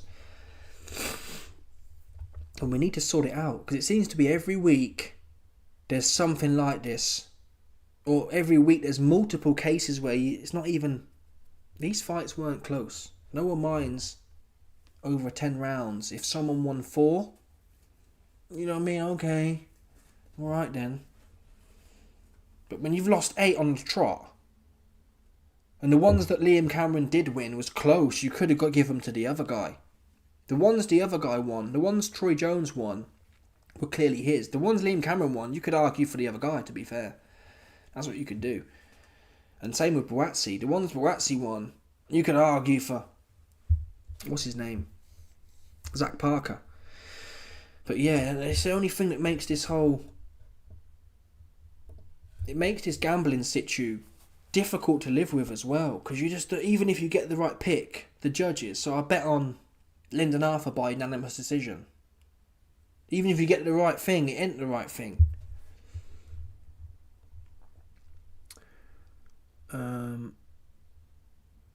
Yeah. This cat said, yeah, Michael Maloney said, I was going to throw away my betting slip. Couldn't believe Cameron got... That's what I'm saying, bro. Me and Michelle was cracking pure jokes. Like, seriously. It was no way. I said, oh, that's that done then. Forget about that. My ACCA was gone. My 12-1 ACCA was gone because there was no way. Buatsi lost 2. Yeah, you can't argue with that. End of the day. I thought Lyndon should have got a much wider unanimous. What else we got here? Zhang would eat Alan. He would, mate. But that's what Eggy Hearn's saying that Zhang's going to run out of gas if he fights Dave Allen. Just went down, that's what he said. Eddie Hearn said if Allen fought Zhang, Zhang will be blowing and Dave will be all over him. 100k ain't much nowadays. That's what I'm thinking, but up north it is. You can do alright up north with 100 bags. Probably get a detached 4-bed for 200. So you're halfway there with a tiny mortgage up north. Especially when interest rates come down, you'll be laughing up there with 100 bags. But I think Cameron got between 300 and 500 for the Whitaker fight. So he's basically bought a 4 or 5 bed detached with en-suites, paid off cash probably for 300, and he's got a couple $100,000 sitting around. That's what I assume it is. Same as Dave Allen. Dave Allen's probably even in a better position because he's had 2 big licks. Well, 3 now actually he's had. Dave's probably, assets-wise, he must have made, in the last 3 fights, he must have made $1 million before taxes. So he must have 500,000 at least, I'd say. At least, cash in his pocket. So he's bought a house and he's got a couple $100,000 hanging around.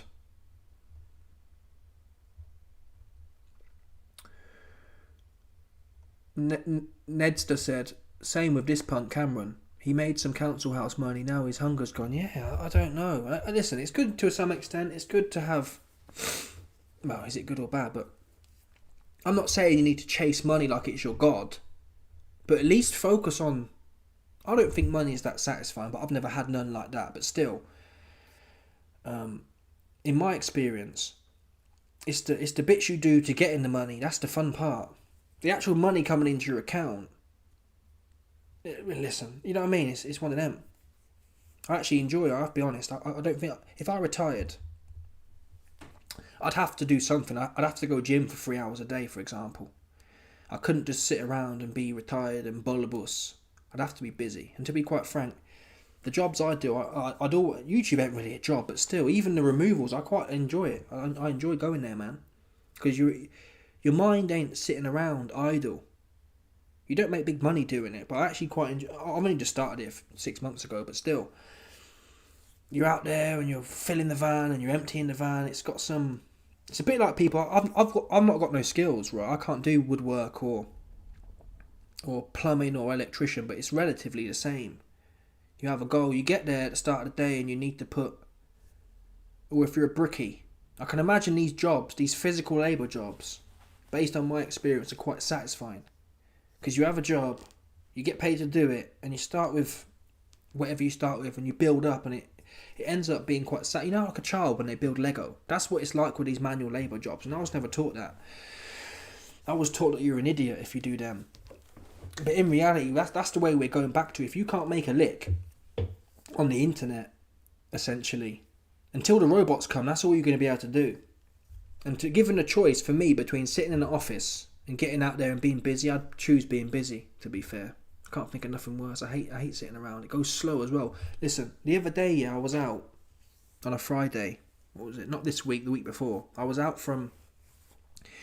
We left at 9. I left at 9 from my gym job. At 9.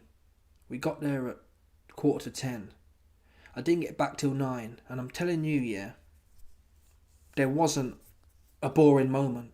And I remember when I was working in London, yeah, I used to hate it, man. I'd get there for like 6:15ish, and it would go, I'd be clock watching, sitting there like, just dying inside. Even though the money I was making was much higher, But it was soul destroying, pushing little buttons and having little shit convo as well. Whereas this job, because you're busy doing things, and it's simple as well, you're just picking boxes up and moving them, but somehow it goes really quick, man. And there's better banter as well. You have like little inside jokes. Like you say things like, I don't know, oh, this guy's a tight any. Because if they don't give you a tip, you say, man, this guy's tight as shit. So there's little funny things you pick up along the way. Or the other day, what day was it? Thursday, yeah. We was working with his cat.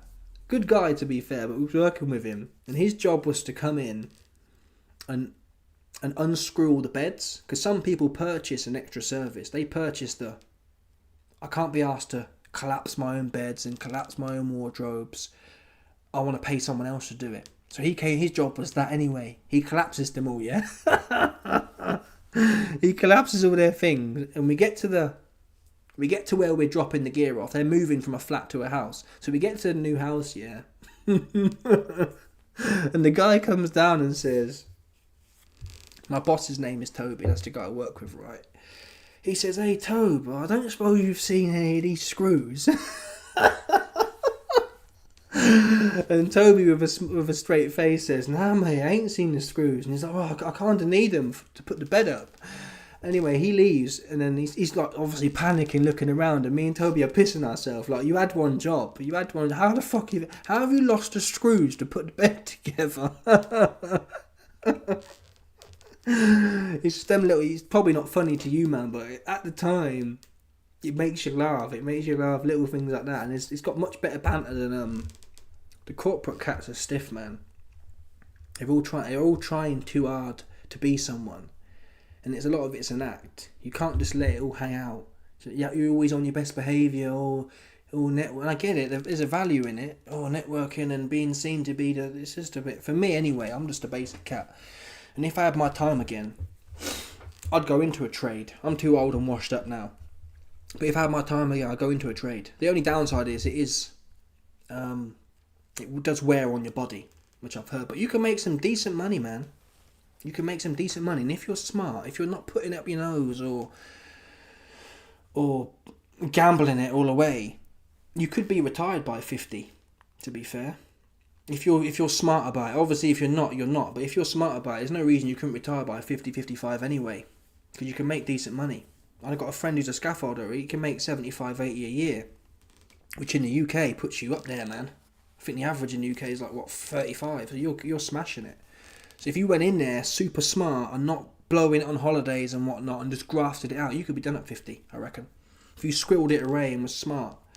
And it's not hard work either. Although it is cold outside, isn't it? But when you're moving, I've noticed that. We've done a few jobs in the rain. When you're moving around with your hands here, you don't notice it. It's only cold when you're standing around. If you're bish bash boshing, and it's like a video game. You're building your blocks. Do you know what I'm saying? It goes quick, and you don't notice the cold. Most of the times I'm sweating anyway.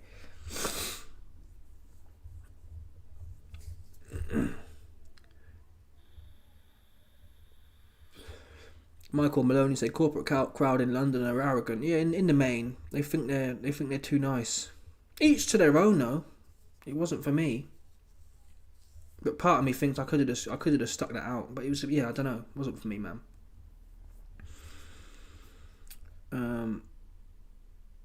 Construction does pay better. Yeah. Any of them jobs, plumbers. I got a friend here.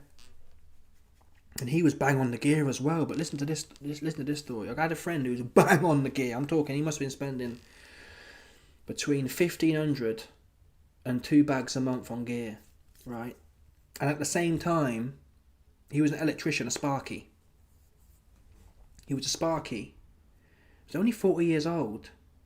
And he had on his own, no woman helping him with the bills, right? He had a 4-bed mortgage, a brand new Merc, and a brand new, his work van looked sick as well. He had a Mercedes work van all kitted out. And he's spending $2,000 on gear. He did work hard. He worked hard. He worked like 8 hours a day, 9 hours a day. But the point, Andy was on, you know how much, you know what I'm saying? So, imagine he wasn't doing that and he's been on the gear for like 20 years. So imagine all that money he's spent. That's $25,000 a year. If he'd put that in a savings account for the last 20 years, there's $500,000 right there. He's just smoked and whatever else he was doing, man. The Rock. He loved the Rock. He was a fiend for the Rock. So, and the dark as well. He loved the dark and the light, man. But listen, that shows you the power of it. And you don't have to be really smart either. All you need to do is have a little bit of intellect, because you do get bad tradesmen, obviously. But if you've got a little bit of intellect, you can hit a little play, man. You can hit a little coup, seriously. That would be my advice. Unless you're going to go to a top university and do some coding shit, I wouldn't even bother, man. It's not worth the debt these days, paying 10 grand for... Certainly, if you're not going to a top uni and doing STEM, if you're doing, I don't know, if you're doing philosophy at Sheffield Hallam, don't get me wrong, you'll get some plumber corporate job, but you might as well hit a lick in the... Everyone's different. I like being active. Some people like sitting there and gossiping at the coffee table. If you like getting active, man, I'd go straight into a trade. That's what I'd do.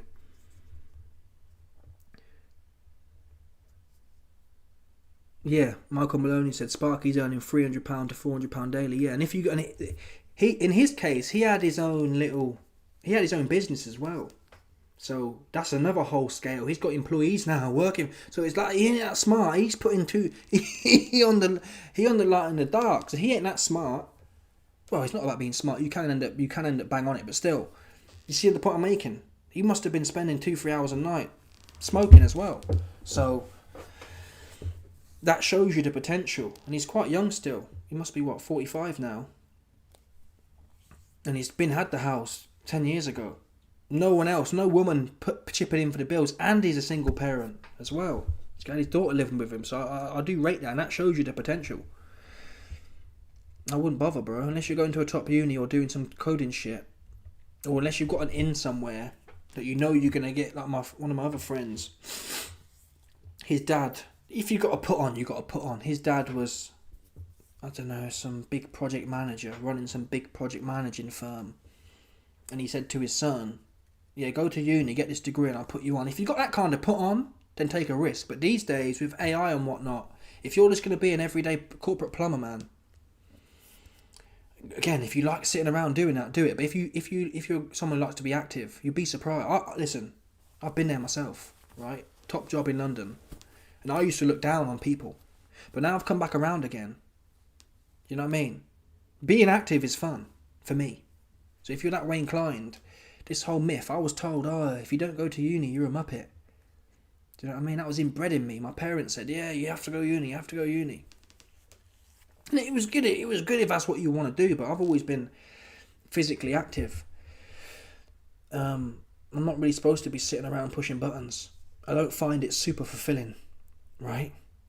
I'm this kind of guy, yeah? When we get to a job on a home removal and I see the van empty, I can't wait to fill that van. That don't mean I throw it all in, right? But I want to see it get packed up and the door shut, right? And once you fill that van, it's a release. Whereas in a corporate job, I've never really had that release. It was almost like it was a bit of a chore. Yeah, you have tasks to do, but I can't explain it. That's just me, man. And I can imagine being a brickie or a plumber. You got little problems to solve, problem solving and handwork. There's something in that, man. And when you look at it, if you believe in evolution, for millions, well, let's assume it's 100,000 years. For however long humans have been here, we ain't been sitting around pushing buttons. End of the day, right? For the most time humans have been here, outside of the last 50 years, humans have had to be using their hands. What other animal do you know just push buttons, man? You have to be physically active, or I do at least. Coding is the way if you want a lot of opportunity. If not that, just be a trader, yeah. And even then with coding, I've heard coding's getting peak now, because you've got AI coming. And if we assume that continues to make gains, you need to be at the upper echelons of the coders. I've heard a lot of coders getting laid off as well. If you're a jobber coder, if you're a Joe Blow coder, now if your name is Mohammed, I am Albert Einstein, then obviously do your thing. But if you're just a jobber, Joe Blow, it's going to get peak for you in 10 years as well. The robots thing, have you seen their robots? The robots are dead. Their robots ain't going to be doing no plumbing or electricianing or bricklaying for a minute. Although I have seen they've got these concrete printers They're coming for all of us eventually, but yeah, if you can find the coding lick, take the coding lick. But outside of that, it's risky. And it's a lot of... The problem is uni's so expensive, man. I read some crazy article. Let me show you this here. And I don't even want to... I've probably got 100 bags of uni that I haven't paid nothing off, man. They can f themselves as well, allegedly. But look at this wickedness. BBC. Man pays off uni debt, but the debt goes up. I sent it to my friend. Let me see if I've... Here we go. This is it here. Look at this wickedness. Look at this Talmudi wickedness right here, man. This is what I'm telling you about don't go uni. Again, if you're... Listen, in the UK or in the States, if you're on the books for Harvard or Imperial or Oxford or Cambridge or MIT, if you're that guy who's doing it like that, yeah, then do it. Because that will carry you most of the way in your life. But if you're a mid-level jobber, a mid-level to bottom... If you're a bottom-level jobber, forget it, man. I forget it, seriously, because what I don't get is degrees should be relative to your earning potential. An Oxford degree should be 10 bags a year. But if you're going to some bummy uni, yeah, to do arts, and I ain't knocking no arts cats, but I'm just telling you, this is... Listen, we've all done things that are wrong. I've got probably 200 grand in uni debt that was wrong, so I'm not the smartest. I'm trying to pass you, man, in the game right now. If you ain't going to a top uni that can carry you across the world... Don't bother, man. Get into a trade. Seriously. Get into a trade and graft. And save your money. Don't sniff your money. Don't drink your money. Don't gamble your money. Be smart. Get locked in. Learn your trade for 5 years. And set up your own little lick. And you'll be working for yourself. Because even if you go to one of these big unis, you're still a plumber. Right? You're still working for some Gollum reptilian. That's what I was doing. You're at Goldman, but you're still a jobber at Goldman. You ain't pushing no buttons like that. You're still a jobber. Right, you got a boss. So a lot of these, I think the Talmuds, they've convinced you that, oh yeah, if you're a trader, you're a bum. Right? But you have a clear scale to do your own thing in that realm. In the corporate realm, I mean, there is that you can potentially, if you're an accountant, for example, you could maybe hit a little lick, but you can do the accountancy things with no university. They don't tell you that. They make you go university and then you have to sit 3 years of accounting exams on top of it. It's like, what the fuck are we doing here? You could just hit a lick fresh out of whatever it is, sixth form. If you're going to be an accountant. And most of the jobs are dead as well, like lawyer. Again, if you hit big, you're laughing. But if you're not, you're just going to be a plumber on 50 bags a year. Hating your life and expected to work long hours for nothing. At least as a tradie. Right? If you work long hours, you get paid more for the most part. Yeah? You directly see it. When you're a lawyer, yeah, check this one out here. A lawyer, they'll put you on 40 bags a year, but they'll call you in for weekends. Not for no bonus pay, just because, it's your job and you not want career prospects. They get you on the never never. Or even in a normal corporate job. You're expected sometimes to stay till 7. Or needs, they put it in your contract, needs of the business. Your contracted hours are 9 to 5, asterisks, or otherwise needs of the business. You don't get paid for them hours. Yeah? That's what you don't do.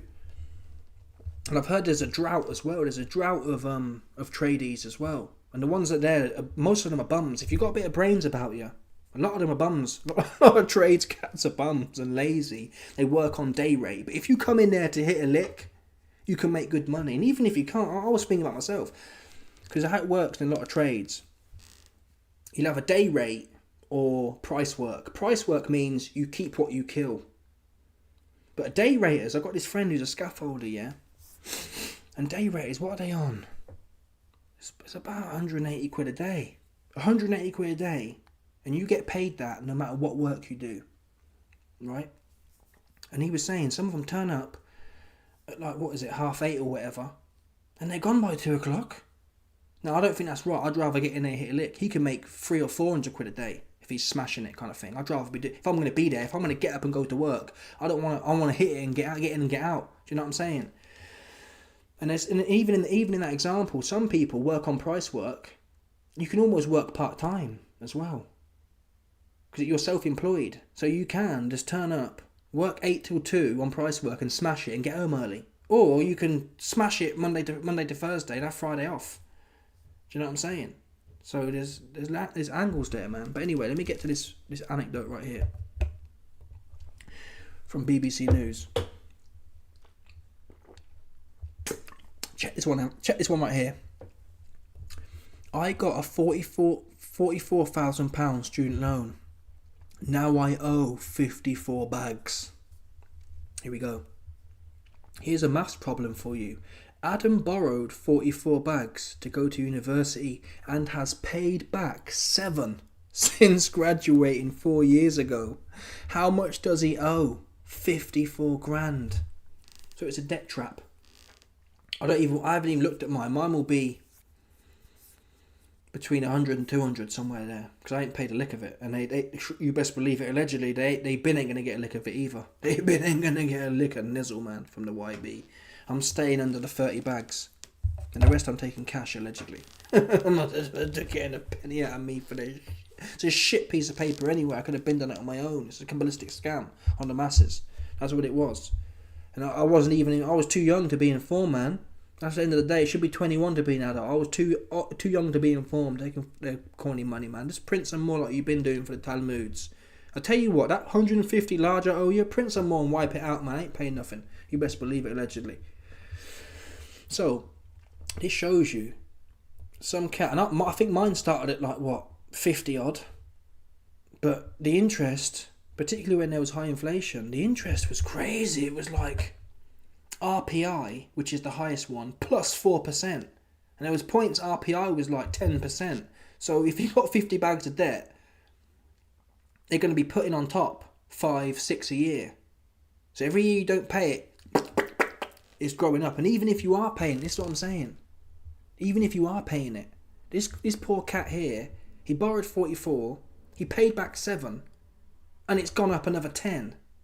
So even if you try and be a good loyal goy, you still get popped in your balloon knot. He trying to pay it. I don't think you get a choice, to be fair. If you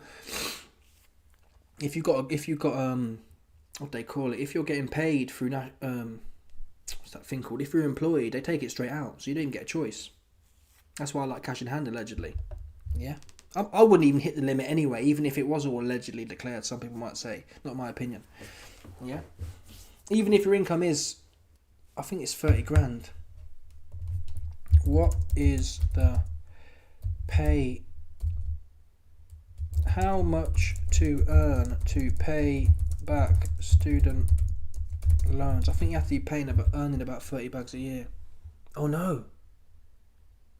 What?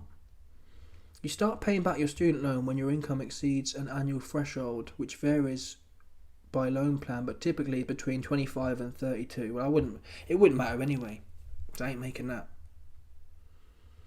You only repay when your income is over £700 a week. Well, I ain't even close to that. So that's fair enough then, to be fair.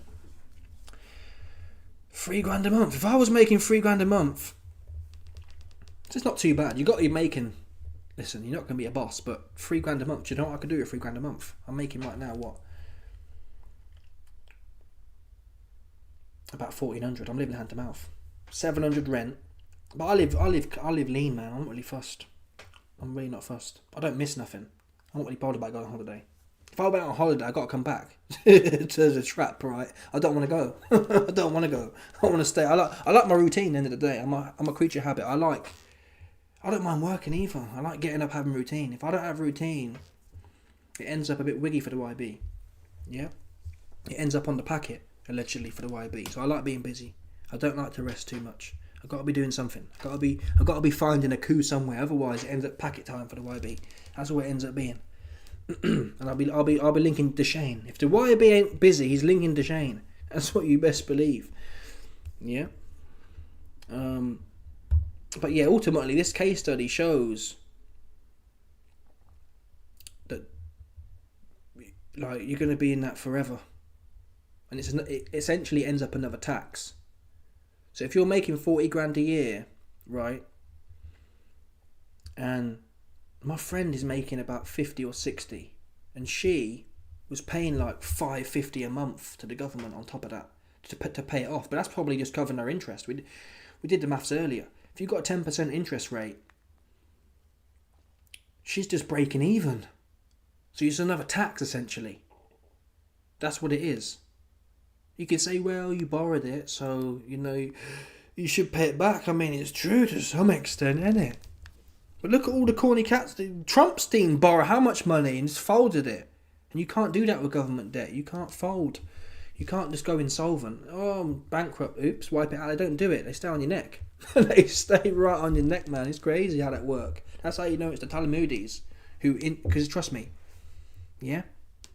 Because they can't. They know it has to be a. What's the word I'm looking for? The Talamoodies, right? They use. What do you call it? What is that process called when you. It's not a corporation.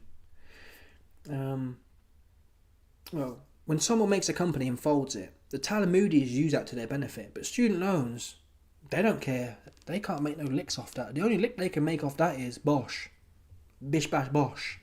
Bish bash bosh. They want to tax you on your debt. That's how they're making it lick there. If it benefited the Talamoodies, yeah, to be able to fold your student debt, it'd have been done it already. You see that one there? It'd have been done now. It don't benefit them. Because this is the masses. Yeah? They can't make these little scams and fold this and fold that and move this and move that and Seychelles this and Seychelles and Panama that. They can't do that with this thing here. It don't benefit them. But if it did, no one would ever pay no student debt again. Allegedly, man. You best believe it. So don't go university unless you're a top dog. Unless you're a top dog in STEM. Don't bother. Don't waste your time. That's what you shouldn't do. I'm studying. Codemeister said, where is it? I saw him just say something.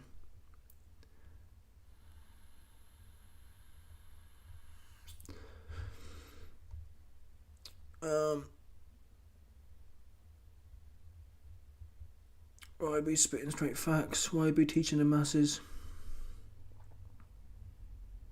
I think after 20 years they write it off as well, but I'll be old by then. That's my play now. I'll never pay it off. Even if I tried now, I'd never pay it off. I'd need to be making 100 bags, and even then I'd be taxing me 10 a year to pay it off, so it's over for the YB, in that sense. Yeah, this is what I'm saying. There's loads of these little licks. Someone said this. You get an F load of money for maintaining power lines in Australia. There's loads of little licks like that, bro. I saw some guy. What was he doing? He was doing something with the what's it called? The green grid.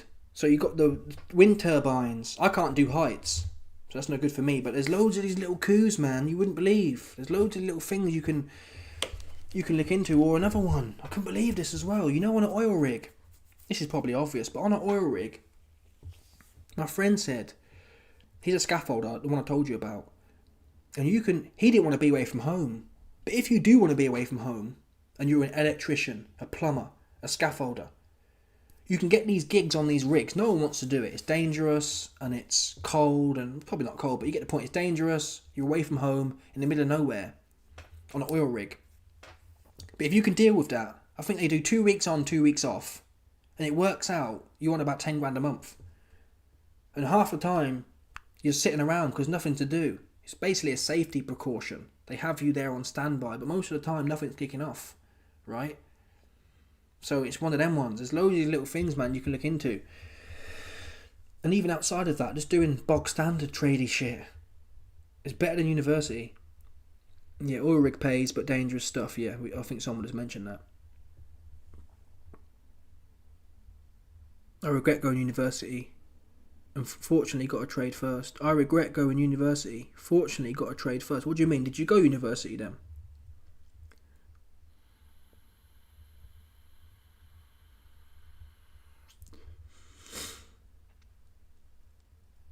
Just go self-employed and pay no university. Yeah, something like that, allegedly.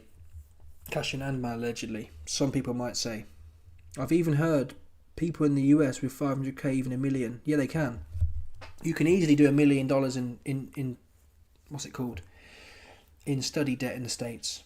Their degrees are someone else. 10 grand a year ain't too bad here. I think over there, it's for a half decent place, you're looking at 50 grand a piece a year. And then people do an MBA. I think some of them are like 200 grand for a year. It's diabolical over there. Then you put a few years of interest on top, and bosh, you're at $1 million.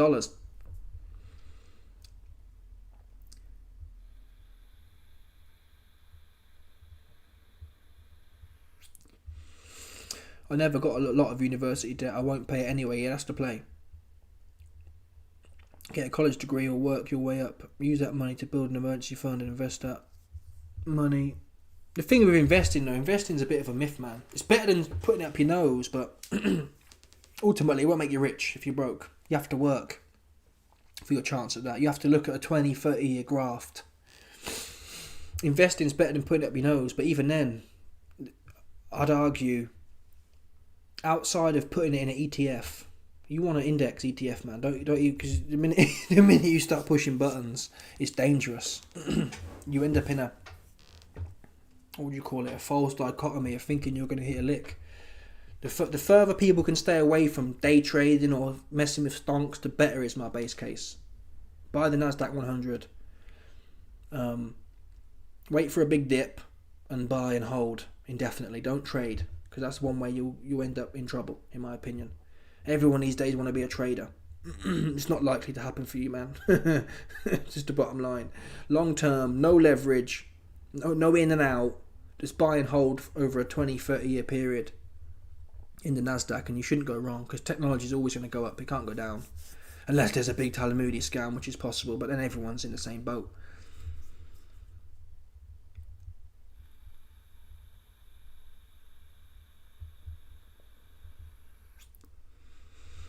Yeah, I know people spend a couple hours a day making fancy cakes. There's loads of, listen, I'm not massively entrepreneurial, but there are little coups out there, man.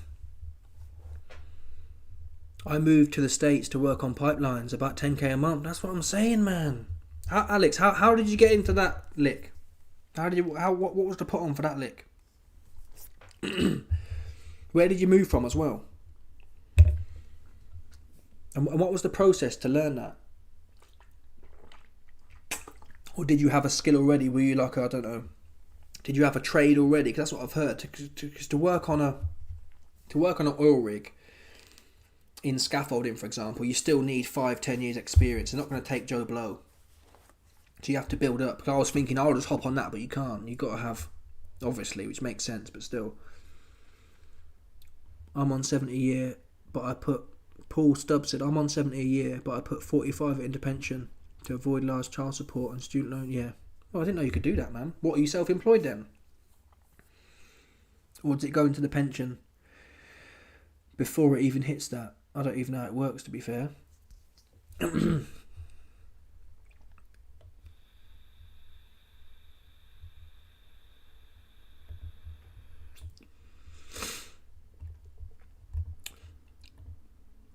Lucas said, all the bums on the dole buying packets. You know what? He said, all the bums on the dole buying packets every time their government checks. You wouldn't believe it, man. It's not just the bums, though. In an even more sadder way, the bums are one thing, but a lot of man who are grafting, I don't know, maybe 20-30%, they're actually grafting and it's all going on packet. So it's even worse for them. And they get to 50 and they look back and they've just sniffed it all, and or done whatever, or drunk it all, or gambled it all.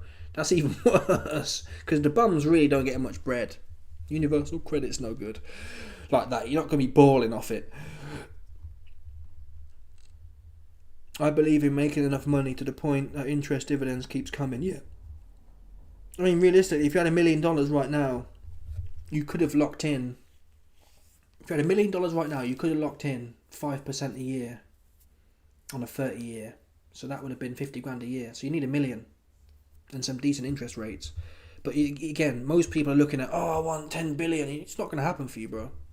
If you can't live off 50 grand a year, then you need to look at your lifestyle. I was watching Dave Ramsey's channel, and some cat was saying, yeah, our net worth's 50 mil, but our financial advisor is telling us to remortgage our $10 million house so we can finance this and that. And he said, well, how have you got an income? Their net worth is 50 mil. Their income was like a couple mil a year. And he's saying, why is your financial advisor advising you to remortgage your $10 million house to finance your spending? Like, cut your spending back. And a lot of people struggle with that. No matter where you are, it don't matter. That's proof.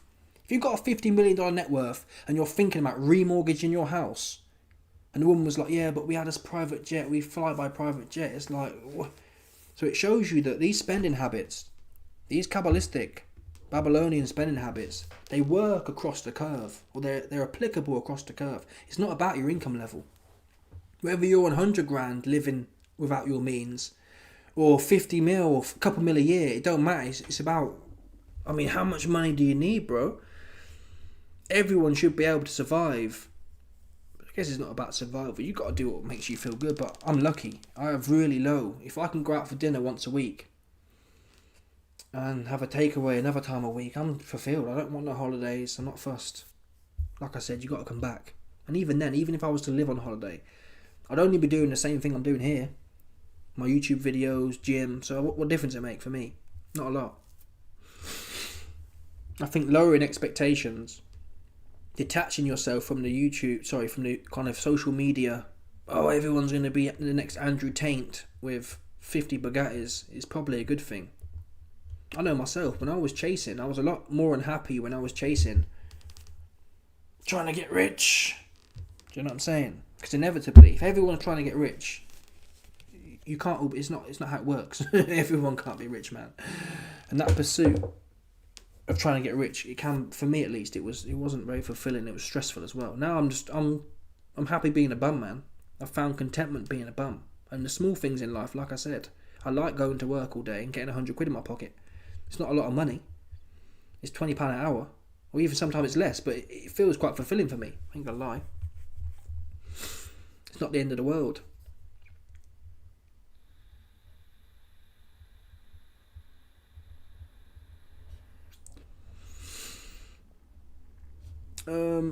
Where are you from, YB? I'm from the UK, bro.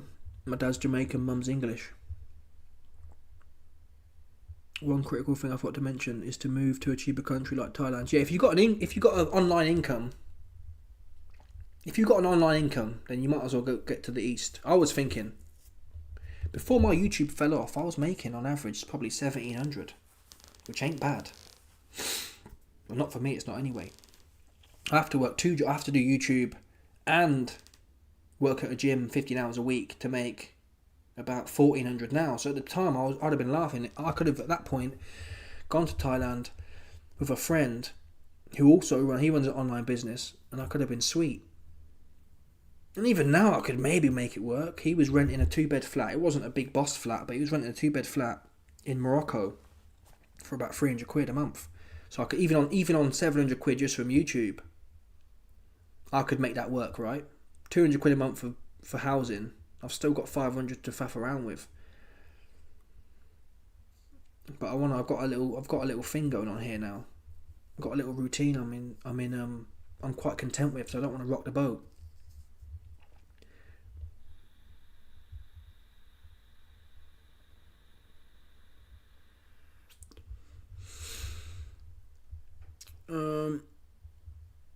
No, I'm from at the moment I'm living in basically Harlow, which is about 45 minutes from North London.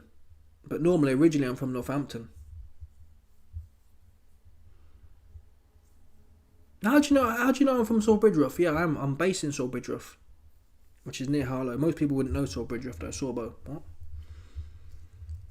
Went on IG and saw you in Monster. Yeah, I was in Monster training, man. Got some doggies down there. Hold it down. Do some sparring and shit. Yeah, porn is another one as well. A lot of men, they get addicted. They get hooked onto the pornos, man. The OnlyFans. For real. There's a certain man making good bread, yeah. The vices are dangerous in life. Whatever it is. Packet. Liquor. Women. In one way or another. But online's made it worse. Most men, yeah. You could do some damage buying hookers, no doubt. But the online nature of it now, really, if you bought a hooker, what is it, a couple $100 for some street trash, you might do that, whatever. But now these OnlyFans ones, people will send $100 trying to get seen, and you can do that in a click, and you're not even satisfied. It keeps you chasing. If you're thirsty for brass, right? If you hire an actual brass, you get your happy ending. So it kills that thirst, right? When you're online on OnlyFans, it's the worst way. You're blueballed, basically. You're sending cash in and you still got blue balls. You haven't had the release, which makes you then send more bread. It's dangerous. Stay away. OnlyFans is the worst, though. You're better off on the packet. At least you're getting something for that. You're getting nothing on OnlyFans. Only cucks. They should call it Only Cucks, in my opinion. Delete the app right now. Delete it right now. It's doing nothing for you, man. You get some packet. At least you can get a buzz. You get nothing from OnlyFans. All you're going to get is talking to some Jeet. That's what you're going to get, for damn sure.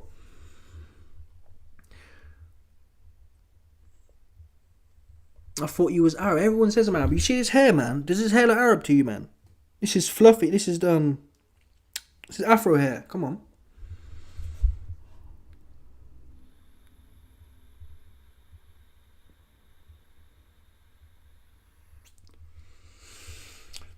People get themselves into terrible debt just to buy they don't need. Much better to be satisfied with a modest lifestyle. Facts, bro. Facts, man. And I've been there myself. I've been consuming. I told you the other day I bought... That was the last time, to be fair, and it's going to be the last time. I was bugging out, man. And I bought about 6-7 pairs of Versace trainers for about $2,000, which is a lot of money for me. Money I didn't really have. It wasn't on credit, but it was like, I don't know what I was thinking, man. And that really did... I live super lean now. And it feels better to live super lean as well. Even though my income's tiny. I'm paying $700 in rent, right? I've got my car insurance, my fuel. And I'm still able, off a £1,500 income a month, right? I'm able to pay all my bills and still maybe save £300-400 a month. Maybe not that much, maybe 300. But I'm just living bone dry. For dinner I eat... You get these tinned cans from Tesco. I don't think I've got one with me, but... As an example,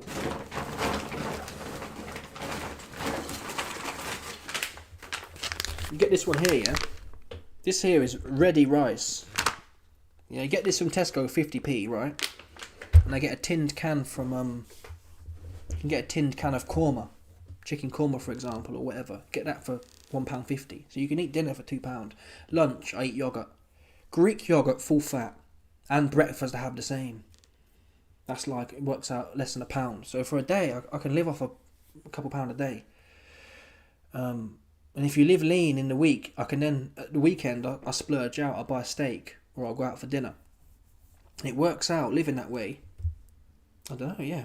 I'm able to save a bit of bread, even though I'm earning nothing. So when I start making more money, if I start making more money, I'll keep the same mindset. There was a time I was buying takeaway every night. Just being a retard. I need to get rid of this as well. This is probably this vape rubbish is costing me £70 a month. That's the next to go. Next time I'm sick, that's the best way to cut the vape, people. When you get sick, yeah, or me at least, when I get sick, I start hating this. The taste of it turns me off, and that's when I'll quit. I'll throw it all in the bin next time, for real. Shout out to my doggy Weps8983 for coming through and boosting up the coin. Respect, General. Respect. Whoopty woo woo woo. Who's your UK president and what's your thoughts on that president? Oh, they're all idiots, mate, to be fair. They're all proper melons.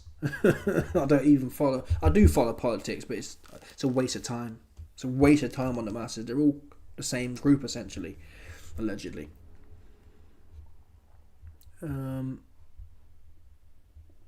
Simps have spoiled the game. Any average gal can have a man chasing her. True. Tinder and social media dating is exactly the same, man. It's a big trap on the masses. It's a big circle jerk. You can have a 4 out of 10 woman now, and even the chads, right? Even the chads, they won't, but they'll be mid-level dudes. Rather than holding their frame, there's been a massive inflation in the dating market. Yeah, everyone's obviously shooting up. Everyone wants better than what they should really get. However, the issue is, women are the ones who have the control of that. So all you observe now, if men held their frame, so for example me, I'm not dating, let's assume I'm a 7, right? I'm not dating no 5s. That's just it. I'm not interested. Yeah? I'm not interested at all. And if everyone kept that rule to themselves, it'd be sweet. But what you have is, you have 6s and 7s males who will just bonk or get with a 4 because they're fiending for it, right? And it hyperinflates everything. It puts everyone out of their lane. And then you've got the ultra simps who have never got no chance. Just trying too hard, and it pumps up their egos, and they think they're too nice. They forget the 4s and 5s caked in makeup and caked in filters. They forget what time it really was, man. Yeah, they forget what lane they're really in. That's what they do. These women have battered lips. Yeah, I don't know what's up with the lip game. I don't know what's up with the lip game, man. I really don't. Oh, I'll tell you another little lick. Someone said, do you eat pretty healthy? I'll tell you what another coup is. This is the best coup. From Tesco's. This is the biggest coup ever for dinner. Never mind no Domino's. Domino's is a racket. £15 for a moody pizza. They playing with you, man. Go to Tesco's, yeah. I never buy no. That's another thing. I never buy no brands now. I buy Tesco chocolate. Tesco's have a thing called Molly's. It's like the old Tesco Value. It's that one. I buy Tesco Value chocolate, 50p. The same grammage in dairy milk. It's not as nice, but it'll do. Right? The same grammage in Cadbury's. The brand is like £1.80. It's like, no. So I've cut all the brands out. That's helped. That's helped cut my cost of living down. But the other coup for dinner is a pizza. You can get Tesco Value or Tesco's pepperoni pizza. Yeah. For £1. And it has 800 calories. And you can bulk it out with, get your own cheese, right? I don't buy branded cheese either. I think that's a racket. But I don't buy no brands anyway. Get that pizza for £1. 800 calories. Scrape some of your own cheese on there. There's another 200 or 300 calories on top. So you've got 1100 calorie meal for like £1.40. Bosh. And listen, it's not Domino's pizza, but it ain't far off. And it's £1, and you can have that every night. Who don't want pizza every night? Oops. So that's what I'm eating right now, man. Pizza. And then variations of ready meals, essentially. Tinned ready meals.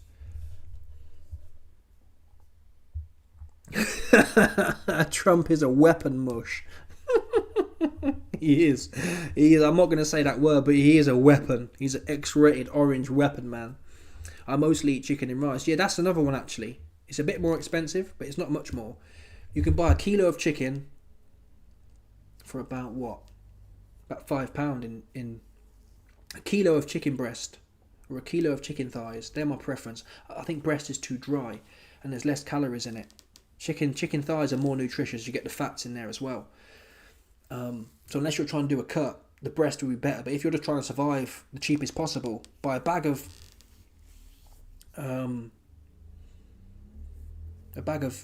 chicken thighs and then have a few of them every night and put your rice on it or whatever.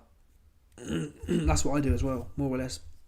I'm not really interested in nothing else. It does the job for me. I got some nice, what's it called? Barbecue sauce as well. That is the one brand I buy. I buy this Jack Daniel's barbecue sauce. It's banging, but it will turn anything plain taste banging. So I do that. That's quite expensive, but it's probably £4 a week, so it's not the end of the world.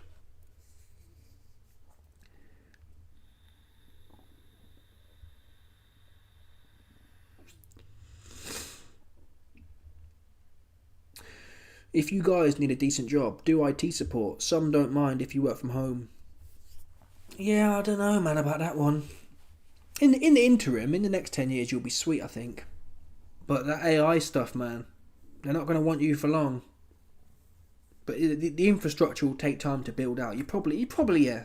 People our age, if you're looking for the next 10, 20 years, you might just about get away with that. But long term, 30, 40 years from now, I don't think IT support roles, and even then they're sending a lot of jobs to India anyway. So if you're in the UK, it's one of them ones. I thought YB was early 20s. No, bro, I'm 32, man. I'm long in the tooth. I'm finished. Old finished, middle-aged, finished light skin. Willie Desmond said, "Hit the like button for the YB. You best believe it, man." Nadesta said, mackerel can. Mackerel cans are good. Although, it appears quite cheap. But it's about 70p for a can if you get the basic one. And the weight of it is not very weighty. You're better off, actually, weight for weight buying chicken. Mackerel's actually, it's a false economy almost. Fish is always more expensive than chicken for some reason. And I'm not really a fan of fish anyway, but the cans are handy. You can just pop them open. I know what you mean. I've done it before. Depends how lean you're trying to run it. And if you like variety. There was a time actually I was eating rice, mackerel can and cheese and mushing it all up, bang it in the microwave and it comes out like a melt. I was doing that. And that does work. It's still somewhat cheap. What would it be? Mackerel can 75p or 70p. The rice 50p. It's £1.20. Cheese, so £1.50. And I'd make it, what would it end up being? Probably, yeah, with the cheese on top. 800 calorie dinner there for £1.50. See, that does work as well. I prefer chicken now, though, in general. I've started getting nicked out by fish.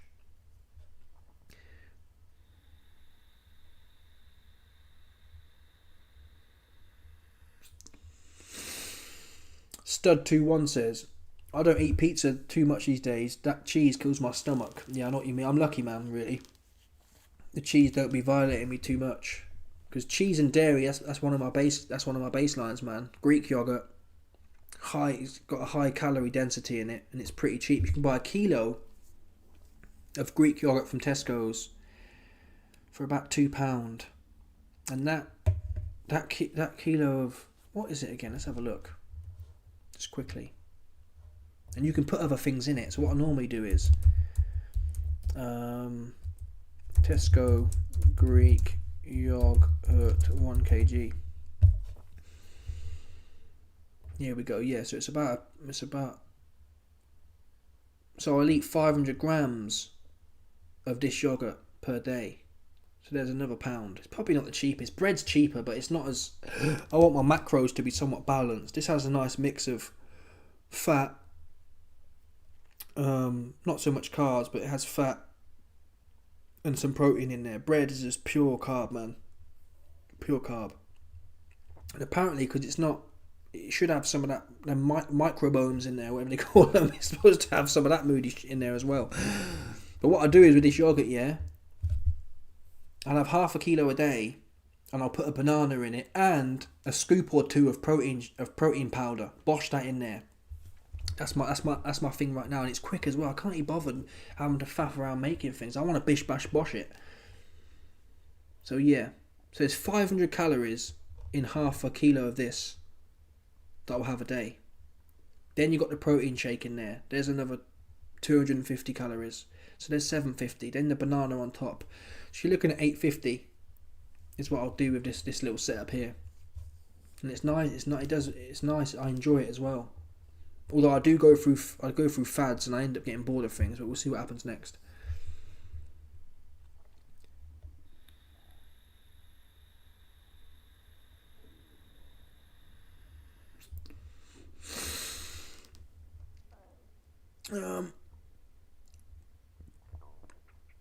Alright, folks. Fish isn't filling. It is a bit airy, innit? Fish is a bit airy. That's the only thing.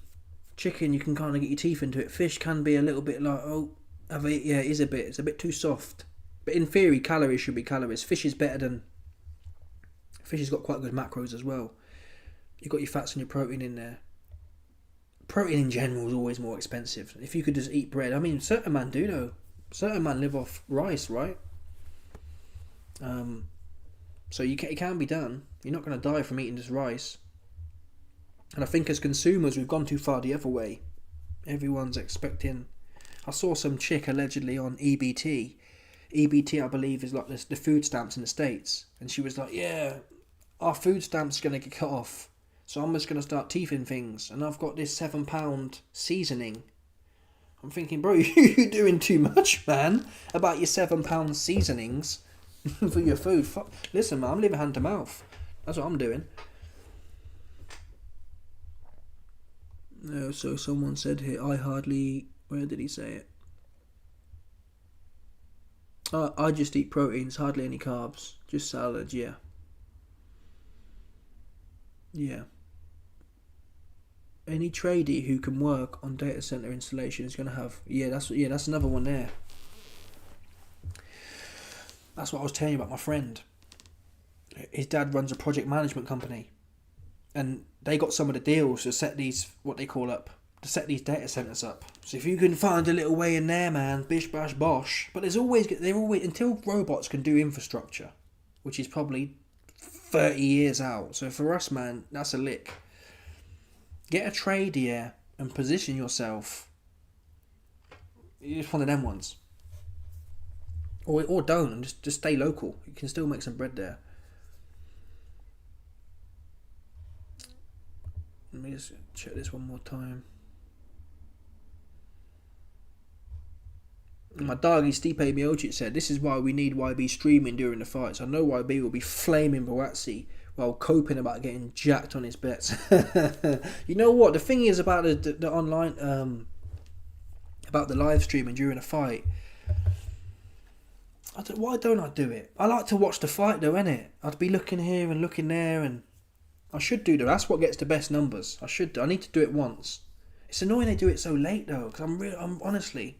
Because I'm used to getting up at 5:15 in the week. I'm so knackered. Obviously, I'm still up, but I'm barely awake when I'm watching these things. If it wasn't for honestly, it's only because I'm caning the gambling. You wouldn't believe it.